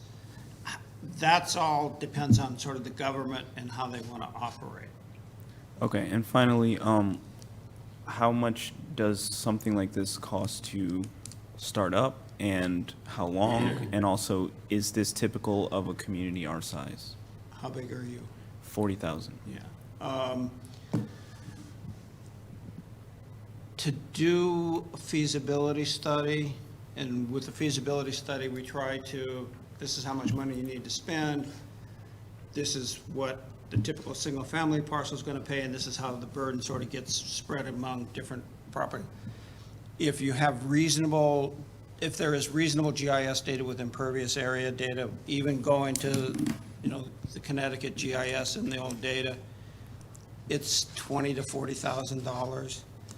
On the implementation side, it's, I would assume it's going to be at least 40,000. And that, assumes you've got pretty good GIS data because you have to do new flyovers. That's a major expense. I've already looked. There is a utility billing system that could be used here. Right. So and it can be done, the quickest we've done it is a month. I would never ever recommend that or volunteer to do it that way again, but it's usually 3 months from the time you sort of get approval, get the ordinances in place, and then do the mechanics of creating the billing database. But the problem with the month or even 3 months, these things are much more successful with a pretty extensive public education outreach effort. It's hard to do that when you're trying to do it in a month. Right. And 40,000, is that a typical size, or is this for like bigger cities? Yeah, like I said, there's 3,000 utilities now. I'll bet most of them are with communities less than 50, 60,000. I mean, it was really developed in the southeast and southwest for communities that were expanding, and it's only sort of come to the older established in the last 30 years, but. Okay. The CCOG grant for Stonington, Waterford, Preston, and Ledyard was for about $70,000 for the feasibility. Okay. That's the grant amount. Very good. Councilor Bordelon? Thank you. Thank you so much for the presentation. It's a lot to digest, and I've done a lot of research digging around, like, because people have asked me, some are for, some are against, some don't know what it is. So this is very helpful. If at all possible, if you are able to, through the town manager, email the slideshow. For me, I'm a notes person, so I like to go back and reread things, and I can add my notes on there. So I thank you for that. I guess I'm curious, being a coastal community, being, the benefits, I've heard some people say this, what surfaces, I guess, what's the definition? Some people don't understand exactly what the definition of the surfaces that they're going to be considering. So with that, I mean, is that deter people from producing more of those types of surfaces that would be utilized and kind of generate a fee? And how would this help the coastal community? I know there's a stormwater pollution, but I mean, is there any benefit to having something like this on it as being a coastal community? I mean, it would the ultimate functional purpose of the stormwater fee is to encourage landowners to take actions that reduce the quantity of water and the quantity of water that leaves their property, and to minimize the quantity issues associated with that property. Right. So, it included in the fee would be building footprints, hard paved areas, depending on state law and your development ordinance, potentially compacted gravel. Sometimes that's considered impervious, sometimes it's not. And there are sometimes discussions about if there's a single-family parcel that's got a patio in the middle of a grass yard, since that's not, in the technical term, directly connected impervious area, whether it should be included. I always weigh towards including more than less, but that becomes, in some cases, a political decision. But I think, I'm trying to think of the communities I've worked for. Portland, Maine has a stormwater utility. It's clearly a coastal community. Fall River did it primarily to pay for CSOs, not stormwater, but it's the same idea. I did Duluth, Minnesota, which is not a coastal community, but on one of the Great Lakes. So there are a lot of sort of communities, waterfront type communities that have them.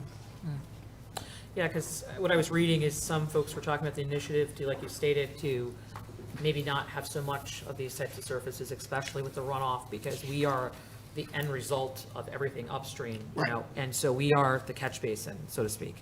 And your ability to affect the water quality that comes through you is limited, but you can affect not making it worse. Correct, and having less, surfaces that are not porous, that are absorbing some of this and helping it to kind of go through the natural environmental impacts before it discharges is one of the initiatives that I've been reading about. And we could be a community that looks into, more rain gardens and, different ways to consider landscaping. And so one of the things that I saw, and in some of my research, and I don't have it in front of me right now, just when I like to read about certain things, was that some of these communities were doing more education on storm runoff as their first attempt, and they did that first while seeking the money to get the study done. But like trying to get some of these bigger businesses when they build, putting that into their RFPs, or when we're going out to bid for development,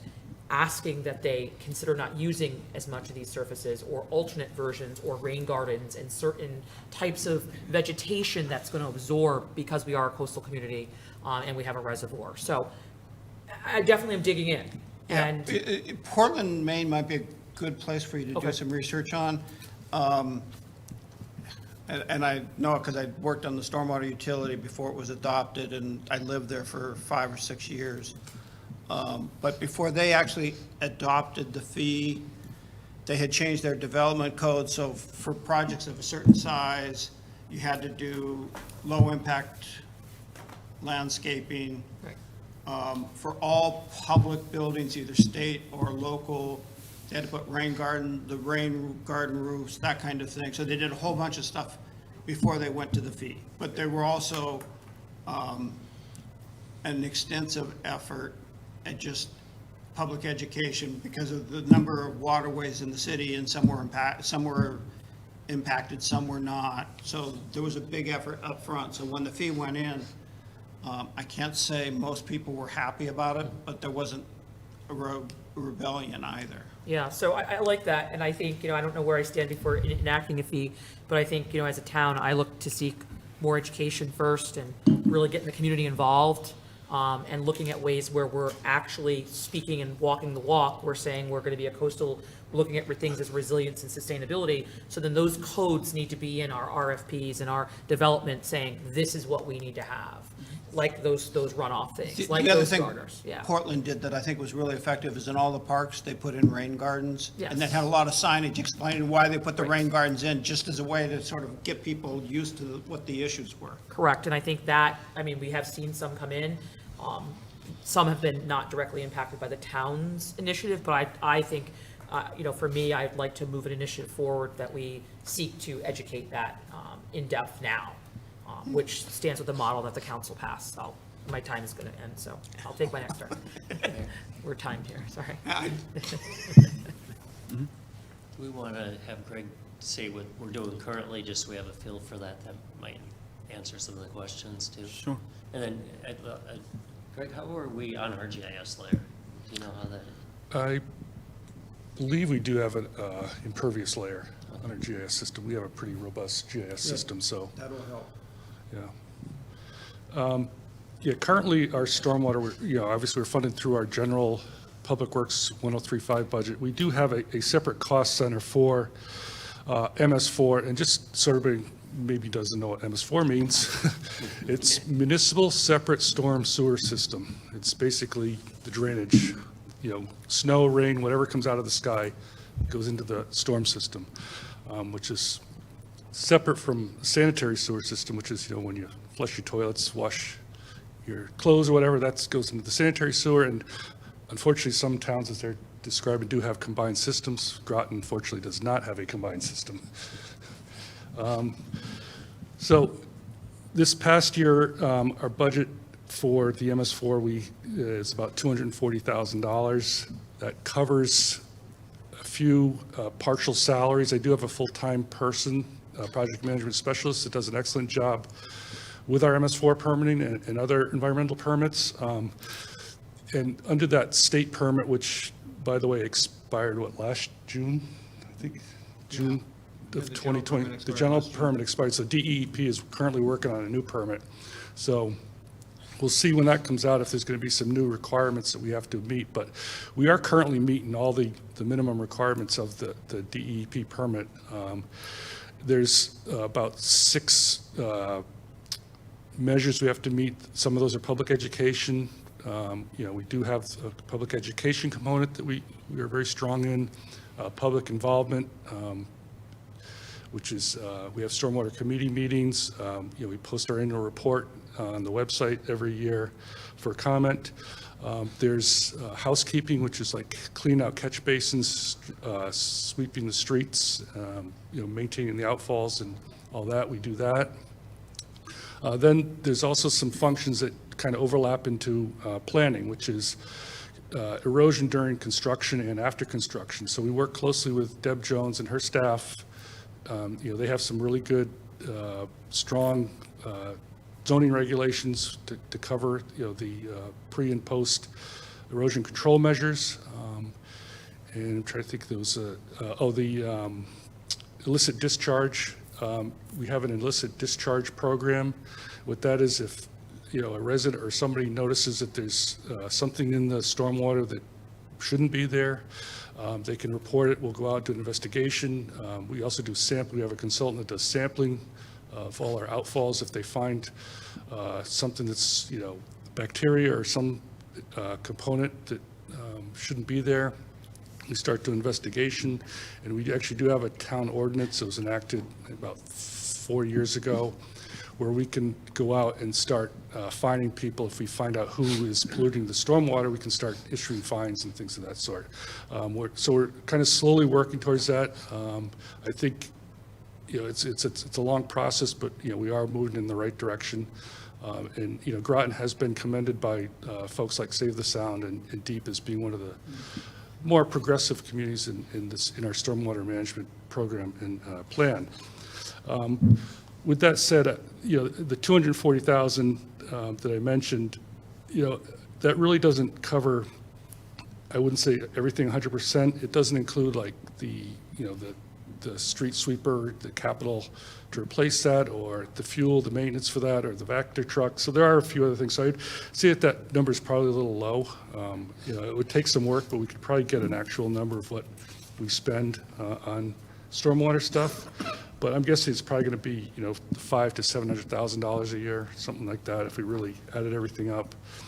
And again, that doesn't include the CIP projects that we have out there. There's some drainage areas. We're looking at domestic downtown resiliency right now. There might be some CIP projects coming from that. Willow Point drainage, or Willow Point flooding. We have a consultant doing a study right now down there, so there might be some projects coming out of that. I know we've put in some grants for like the Quonic Plains Park. Those are some of the things that we're looking at.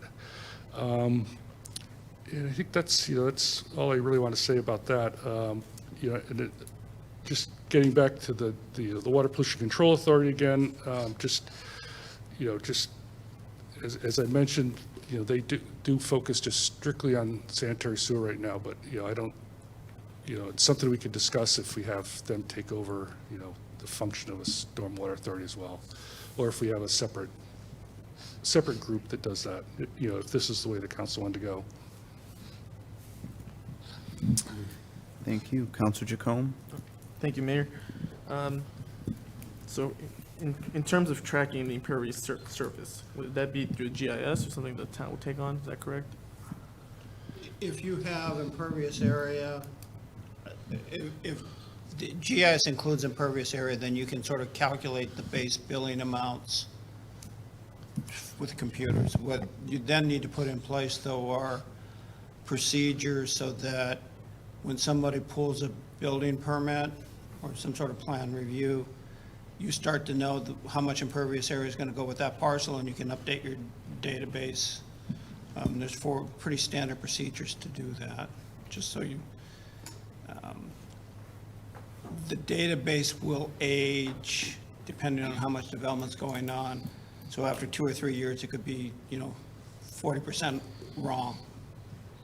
So you need to maintain it, but it's a pretty straightforward process using existing, permitting processes. Okay. And Director Hanover, you did just to confirm, you did say that we do have that layer on the GIS for Groton. I believe we do, yeah. Okay. And I guess my final question, if we were to do this, implement the fee, go ahead of that, the billing, who would handle the billing? You said that'd be finance? Yeah, it would definitely fall somewhere under finance. I actually have, I just can't see it right now, but Dee's on if you had any questions for it. So I guess my question would be if the finance even has the capability to do that now, because I know they're short-staffed. So I don't know if I would ask the director. Yeah. Hopefully by this would happen. Hopefully we'll be better staffed. But Dee, are you on there?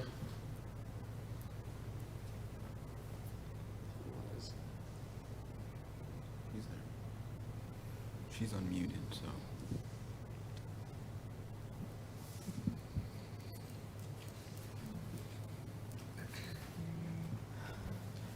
must have had to step away, but I had a short talk with her earlier today.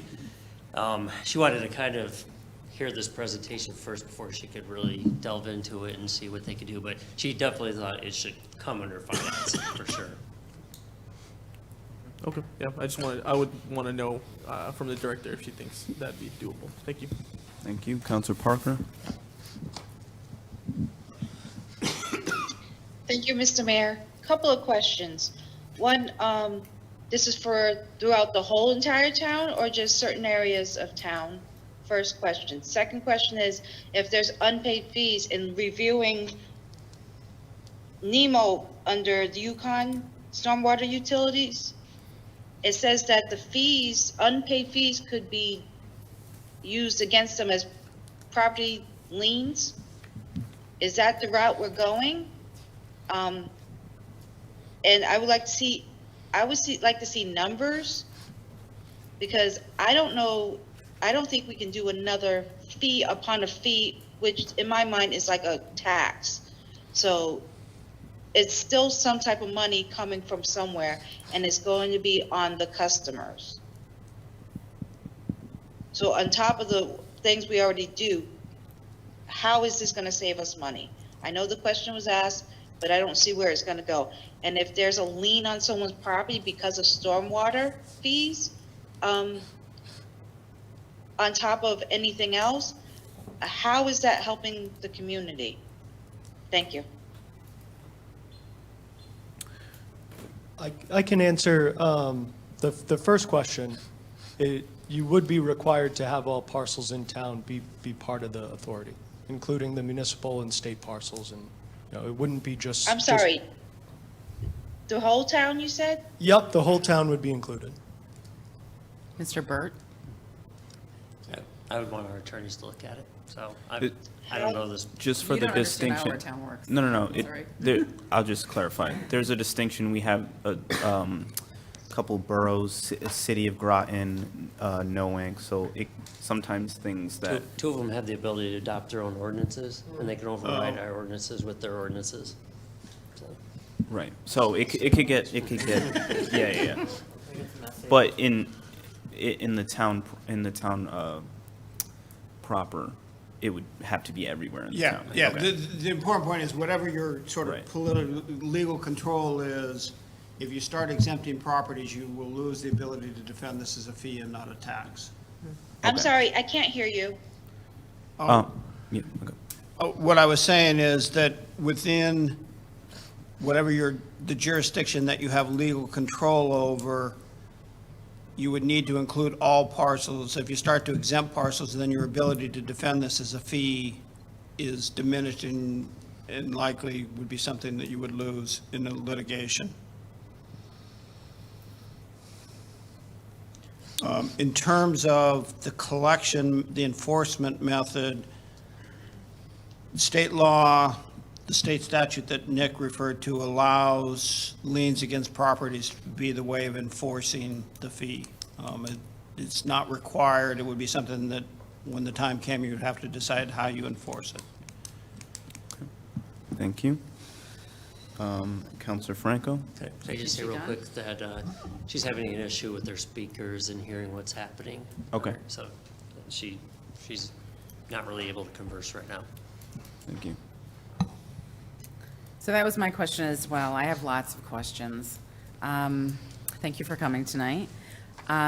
Which areas would be covered in Groton? So I'd need to know if the city would be included. The MS4 permits, you've answered that. You've said basically we're in compliance right now and we're meeting all of the requirements of the state. The Water Pollution Authority. So we pay a sewer tax, right? Mm-hmm. What does that cover? The sewer district tax. and Your then there's- sewer tax. There's the sewer district area is the entire town, including Groton Long Point. It doesn't include the city. And there is a townwide sewer district tax. It's, what the bill rate is, 0.3 something, I believe. That pays for capital, for the bonding for major improvements that, theoretically makes the whole town better because we have sewer. Then there's a sewer user fee. That's for the people that are actually connected and using the sewer. And that's, if for residential, it's a flat fee. It's going to be this coming year, $36 a month or $108 a quarter. And the commercial pays on their water usage with the $36 a month as a minimum. So when you say sewer tax, you're talking about the district tax? I'm talking about the sewer bill everybody gets, yeah. That's the sewer user bill. Those are just for the people that are connected. So if you have a house that's not connected, you don't get a sewer use bill. Okay. Because I have like lots of questions, and the people that I've spoken to about this honestly are not in favor of it. Straight up, just not in favor of it. I personally think it's called a fee because it's basically just another tax, but you're calling it a fee because otherwise it's sort of like double taxation, because you already charge people tax on their residence. You charge them already for their home and their land, and now you're charging because they have a driveway and because they have a roof on their property, and like the water can't seep through. So that's why in my mind, it's called a fee, which I think is even worse than it. I think is worse than a tax because you can't write it off on your taxes. So, and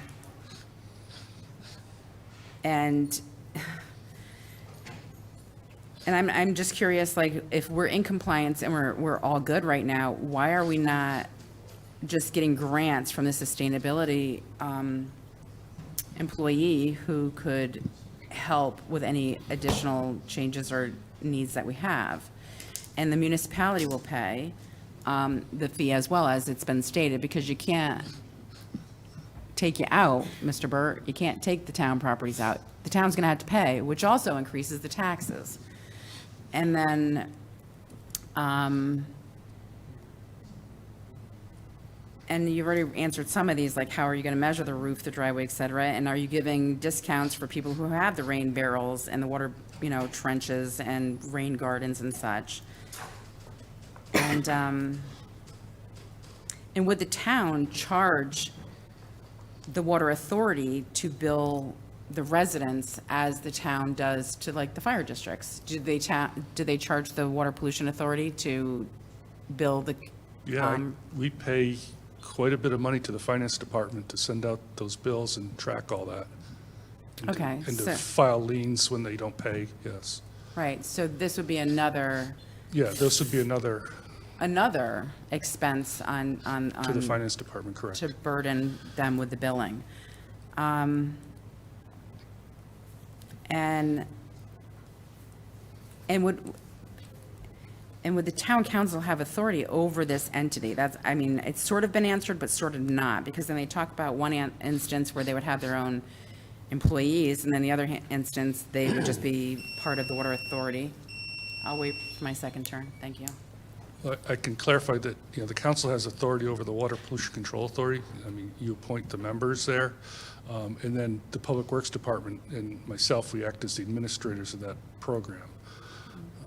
Yeah, I wouldn't see separating, like, moving employees to something else because they do a lot of double duty. So, I wouldn't see, I think it'd all stay under the Public Works. Okay. Councilor McBride. Thank you. Very informative presentation, thank you. And I also agree with Councilor Franco, I have a lot of questions as well, but this has been a great introduction to this topic. However, I think it's worth looking into, and I think the thought process for me is, there's a couple points. One is the slide that you showed that, there's a $700,000 or $700,000 cost that the town currently pays for these services, of which, based upon the slide you showed, the residents are actually paying 50% of that cost currently.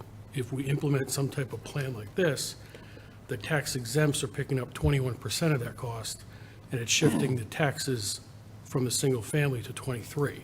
The industrial and commercial didn't change much, but it seems to me that it's a way to have the tax exempt organizations and others pay for some of the costs that the residents are paying for currently, and that I would be in favor of researching more.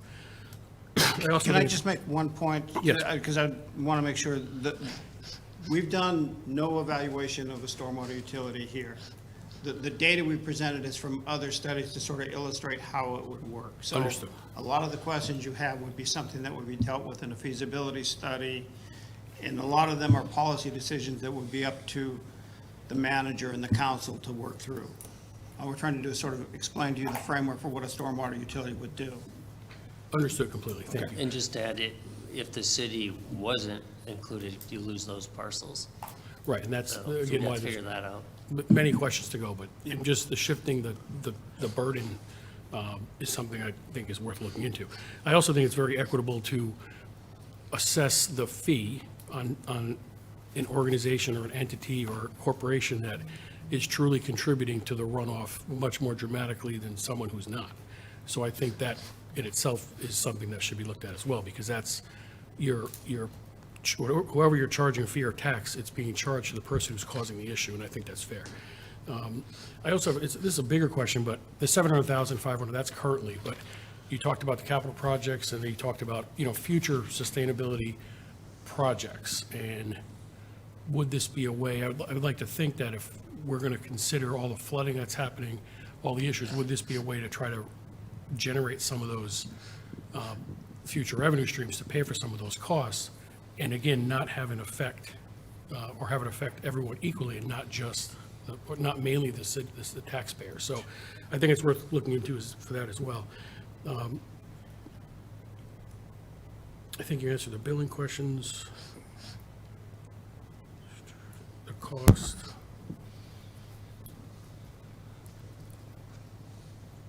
I think that's my questions for now. Thank you. And just, most of the sort of fully operating mature stormwater utilities fund a pretty extensive capital program.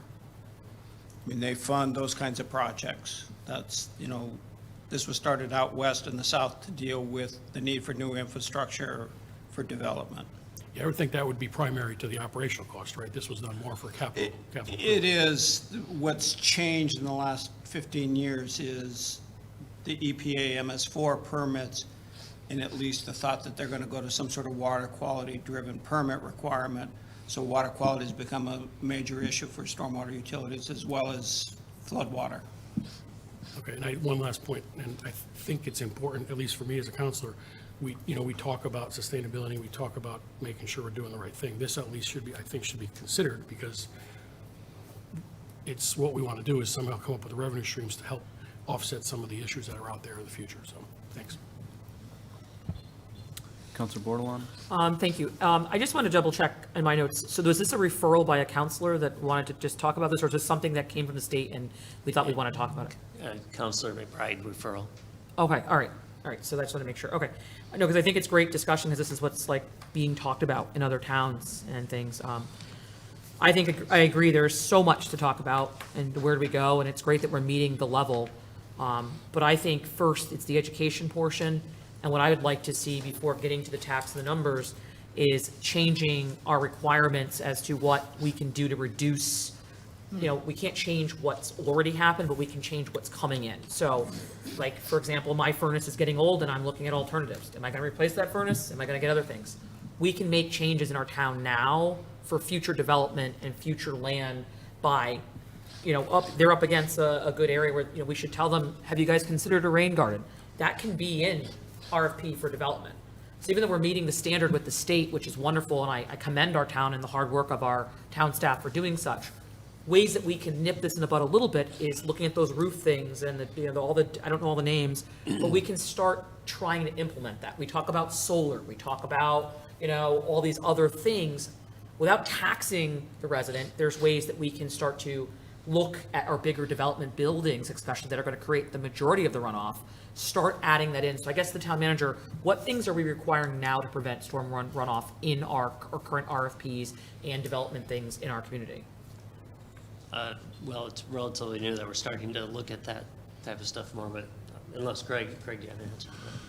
Well, I mean, our zoning regulations are pretty robust when it comes to, they're requiring all these low impact developments and things like that. And our Planning and Zoning Commission, they're really keen on that, for new development coming in. Right, but I haven't seen anything where what's the name of that roof that you recommended? Or you said? Green roofs. Yeah, the green roofs. Are those anywhere in our wording yet? No, not stuff like right. that. No, it's So I think more it's- land-based Yeah. stuff. And like rain gardens, I haven't heard any development come in where we suggested a rain garden. So I guess for me, and before we get to this, I think we should research it. There's so much to learn. I don't know where I stand. I'm concerned about the taxation. But where we can start first is changing our methodology, changing what we want here in the town. Our zoning regulations are amazing, but there's new language out there now. There's new roof requirements that we can do on these larger infrastructures. Developers want to come in, they're going to pay for those things. They're going to want to put those things in. Saying that we want more surfaces that meet this regulation versus that. There are ways that we can add those in. Our regulations are great, but we can even make them even more robust, and that doesn't cost us anything.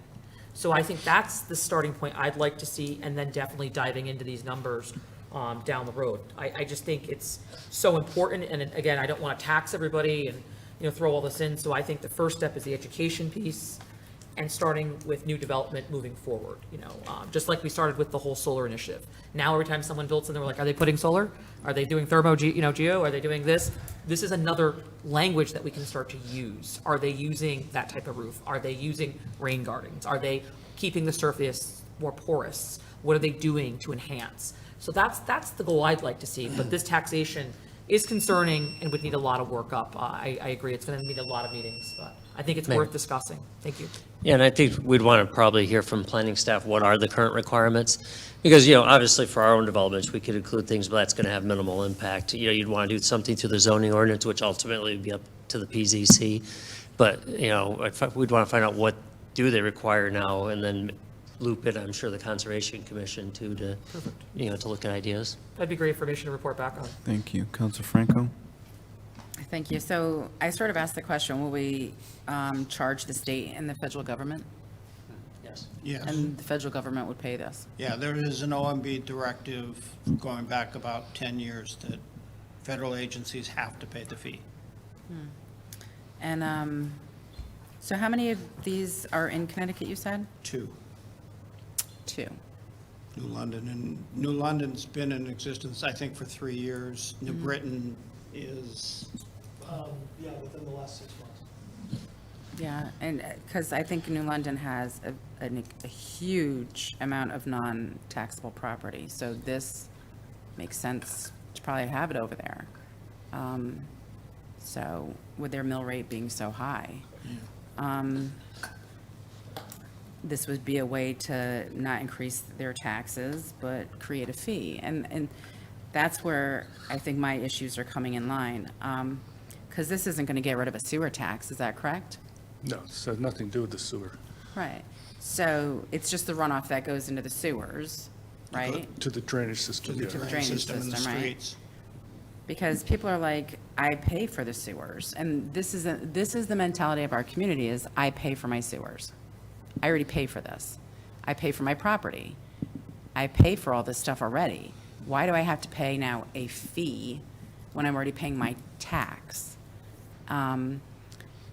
And like, I know that there's been earlier discussions about how much it would be per year or per quarter at our council. But I can also remember when my sewer tax used to be like $140 for the whole year. You know what I mean? Mm-hmm.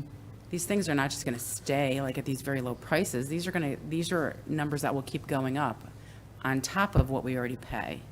So, let me tell you, and I've heard tonight where it's like, well, the state says it's allowable and we could do this and you can add these things and you're allowed to do this and it's more way to make money. And I'm like, in my mind, is just because the state says it's allowable, it doesn't always make it a good choice for us. I mean, I think I personally, from the people that I've spoken to, from the things that I've read, from the information that I've seen, I personally do not think at this time that this is something that Groton needs. And we had a discussion on it already. I thought I got the impression that the council wasn't really that in favor of going forward with this. So I too am surprised that this is here tonight, back so quickly after we've already had a discussion about this. So I thank you for your information. And I'm sorry, but I, just from what I'm hearing, I don't know if at this time I could support going forward with anything like this at this time. Thank you. We're not, I mean, we were just asked to provide some information. We have no sort of, but the one thing I think you need to think about, the purpose of the fee is to fund expenses that you're going to be required to make. It's in the council's full control how you decide to pay those expenses, but you will have to pay those expenses. So it's one way of funding those expenses, but it's not the only way. Right, and, well, I'm just saying, like, I'm not in favor if anybody here wants to do a cost, like a study for costs or to review implementation. I'm not in favor of funding any of that, so I just wanted to share with that. Thank you. I just have a quick point of information. What's your question? I guess my question, I guess to the town manager, are we as a town going to be required to pay some type of fee, and that's why people are implementing the stormwater fee? Is there something coming down that we're going to have to offset? I guess I'm just trying to, for my. Well, as flooding gets worse on its own, we're seeing more and more spots, River Road's gonna need work, I just blanked on what we just said for the. Willow Point? Yeah, Willow Point, the city, of course, has like Jupiter Point, there's more and more places are gonna be impacted, we're gonna, I'm sure it'll probably be a combination of different types of dollars as it gets worse and worse. However, we will have more things we have to pay for, and then you have to look at how are you going to pay for it. And in terms of why it came back so quick, I think it was January that we had this. We were asked to answer some questions and come back. And we thought, well, while they're available, doing some stuff for COG, let's take advantage of that. But probably one of the first things we want to know is, are the city parcels included? Because this model might be pretty much bust if the city parcels weren't included. Right. Thank you. Just a question on how you set the rate. So is it going to be similar to the way we do a budget where every property has an SFU, and then you say, okay, this is the total SFUs. It's sort of like the grand list. And then you say, we need this much money, and then you just divide it And so it's just division at that point. And commercial properties, their number of SFUs depends on their ratio of how much impervious area they have divided by whatever the SFU unit is. We generally say that most single-family properties have about 2,500 square feet of property. So if there's a strip mall that's got 25,000 square feet of impervious area, then they would have 10 SFUs. Okay. And the other thing, I think the manager just alluded to this, we would have to work jointly with the city to get this done. I think if the city is not included in this, I don't see how it could possibly work. That goes for Groton Long Point as well. Could I ask, is that a hard and fast, like in legislation, or is it more the success in court of defending, is that like a? When you say city, you mean municipal properties, as opposed to the town versus the city. Yeah, so, The city's in the town, so, Yeah. Traditionally, we exempt out, the city's exempted from our ordinances. If you exempt municipal properties from the ordinance, and I guess I would say, since I'm not a lawyer, and I don't play one on TV, the chances are better than not that you would lose in litigation. So is there somewhere where it says so it's more of a court issue than anything else? It's not really like, you look at legislation, it says all parcels. The legislation says all parcels. Can I get that, just so I share with our attorney, and then I can have our attorney look into it? Yeah, I can share that with you. There is no case law in Connecticut now on the point, but, I mean, that was the basis of the litigation in Lewiston. And I'm not sure we have a full understanding of the jurisdictional boundaries and how that would play out, to be honest. Right. Sometimes we don't either. Right, yeah, so the town of Groton is the whole town, then there's two districts that are the city of Groton, and then they're their own municipality. So they pay our mill rate, our property tax mill rate, but then they have their own mill rate. To be honest, everyone in the town pays 2 mill rates because we have fire districts everywhere. And then So- they're recognizing one of the 169 though Right, municipalities. It took it to right. a few. So, yeah, Connecticut has 169 municipalities. The city of Groton is in our municipality, They're not but recognized. it's a tough, it goes different ways on different things. So that would definitely have to be sorted out before we do anything. I see Counselor Parker has her hand up.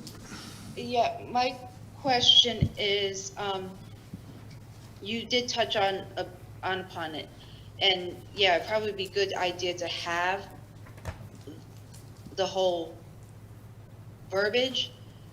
My concern is, you said the whole town, commercial properties, if someone lives on a condo association, is that on their special fees, on their condo fees, or is this, as I asked before, is this a property tax? So when we pay our taxes in July, it's gonna be on our tax bill, potentially. 2, is there other ways of it being paid? Or, this doesn't make any sense for us to do it. I'm not really in favor of doing something like this. It says allowable, we do not have to do it. So I don't see why we need to think about this and move forward with it. So I'm not in favor of moving forward with it. Okay. Today we're not. I know you bring the information Right. to us. Can you hear me or no? Yeah, we can hear you. Just on the condo question, most of the places we worked, the bill goes to the condo association. Right. But there are places where it goes to individual condo. It depends on how the land use, how the parcels are identified in the assessor's records. Okay. And then it also for non-taxable, so how would we handle the property of like Navy housing? They would pay. But they don't pay taxes now, I Right, believe, but- on some areas, But they correct? pay other utility fees, which is one of the reasons this was developed, is to get to tax exempt Which- properties. Okay, so part 4, probably. If the people have separate utilities, because half of town has Eversource, the other town has Groton Utilities, so they're both going to have it and could have it. I'm not going to say we're going to do it. Could have it. Eversource goes up, the fees go up minimal for Groton Utilities. How is that? Should they be both the same if they're going to do something like this? Or is this going to be based on what the utilities are going to put on it? Do we set the rate or do the utilities set the rate? Well, the town, or the city, I don't want to get involved in jurisdiction, but the town would be responsible for what expenses are going to be paid through the fee and what the fee is set. It's, the other, if I said utilities, I meant utilities in the general sense, not the 2 electric utilities that serve the town. Right. This is separate from electrical utilities, Counselor Parker. I'm not talking about electrical, there's water bills too. Right, it's a totally Some have a independent, different water yeah, bill. it's a Is this totally, a water bill type fee? That's what I'm trying to get at. it is analogous to a water fee, but it's on a separate set of expenses and a different revenue model.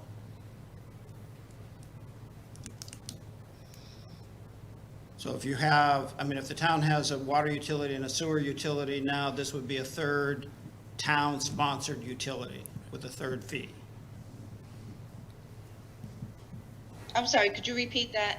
Yeah, if the town currently has a water utility and a sewer utility with fees for those, and you implemented a stormwater utility fee, that would be a third fee that would be managed by the town at some level of jurisdiction. But they would be totally separate fees with different revenue requirements. Okay, so we do something like this, we gotta figure out where we're gonna cut somewhere else at. Because I'm not in favor of adding another fee on top of the residents.